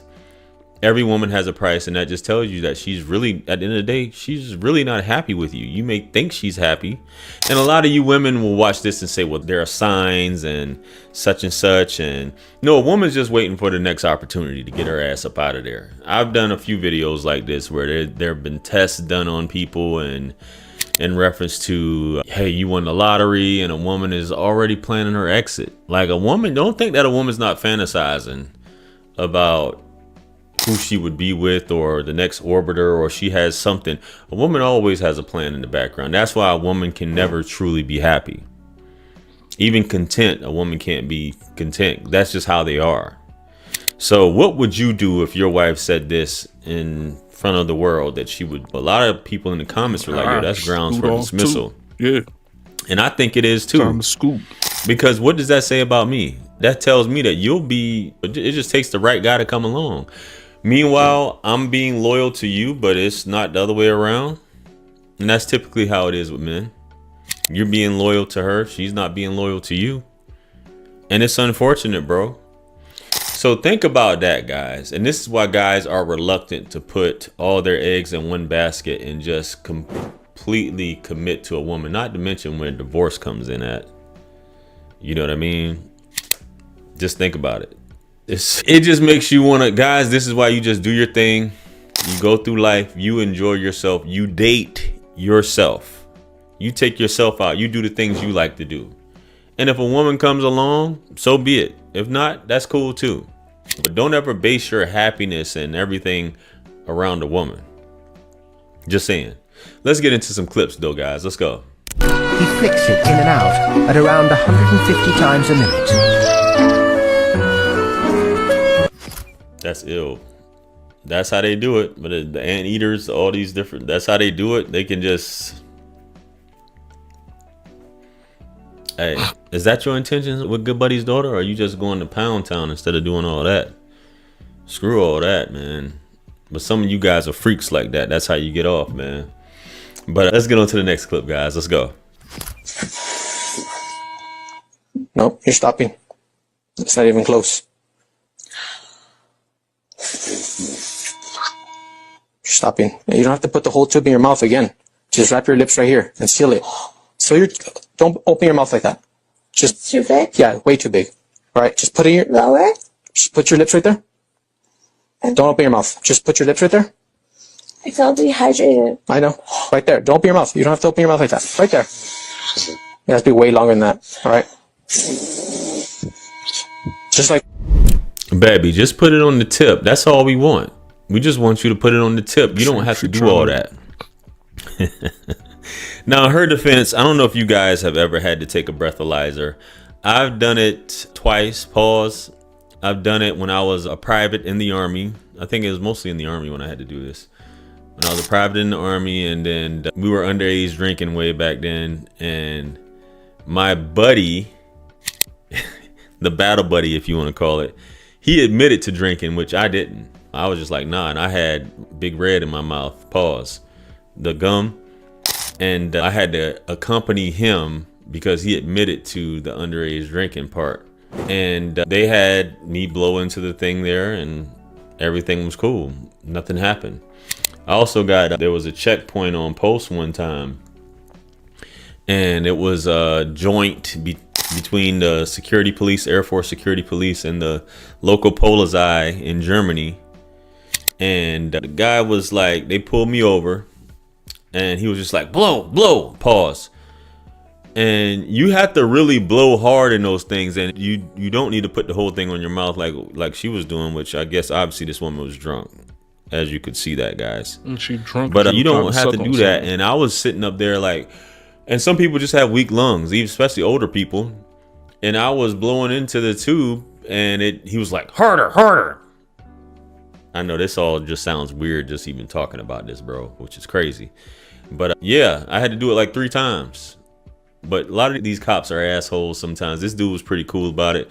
And all he had to do was just say, hey, just put it on the tip like you're trying to blow a balloon. When you're trying to blow a balloon, you don't put the whole damn thing in your mouth. Pause. Damn, man, this is rough. Anyway, guys, let me know what you guys think about these clips. Comment below. Like, share, comment, and subscribe. Much blessings and abundance. Stick around for the next videos. It's going to pop up on the screen below. That's where I'm going to see you guys at. It's your favorite everything. This is Wisdom. I'm the best. That's funny as a motherfucker. But yeah, man, we're going to go on and get up out of here a little early, man. I got some paperwork I need to go do at work. Appreciate y'all for showing up, man. Hey, man, be safe, be easy, man. Praise to the Most High. And if you make some money when I'm not around, make sure y'all bring the receipt so I know you ballin'. You know what I mean? Y'all be easy out there, man. It's it's an ugly situation. It's an ugly era. So what y'all need to do is just make sure y'all hold on to every dollar that you can. It is ugly out here. It's not going to get no better no time soon. You just got to start. Just start. Eventually, you're going to be able to get to the point where you want to. But if you don't, you just got to keep thinking that you can start and you keep grinding. You know what I mean? But easy, y'all, man. Peace.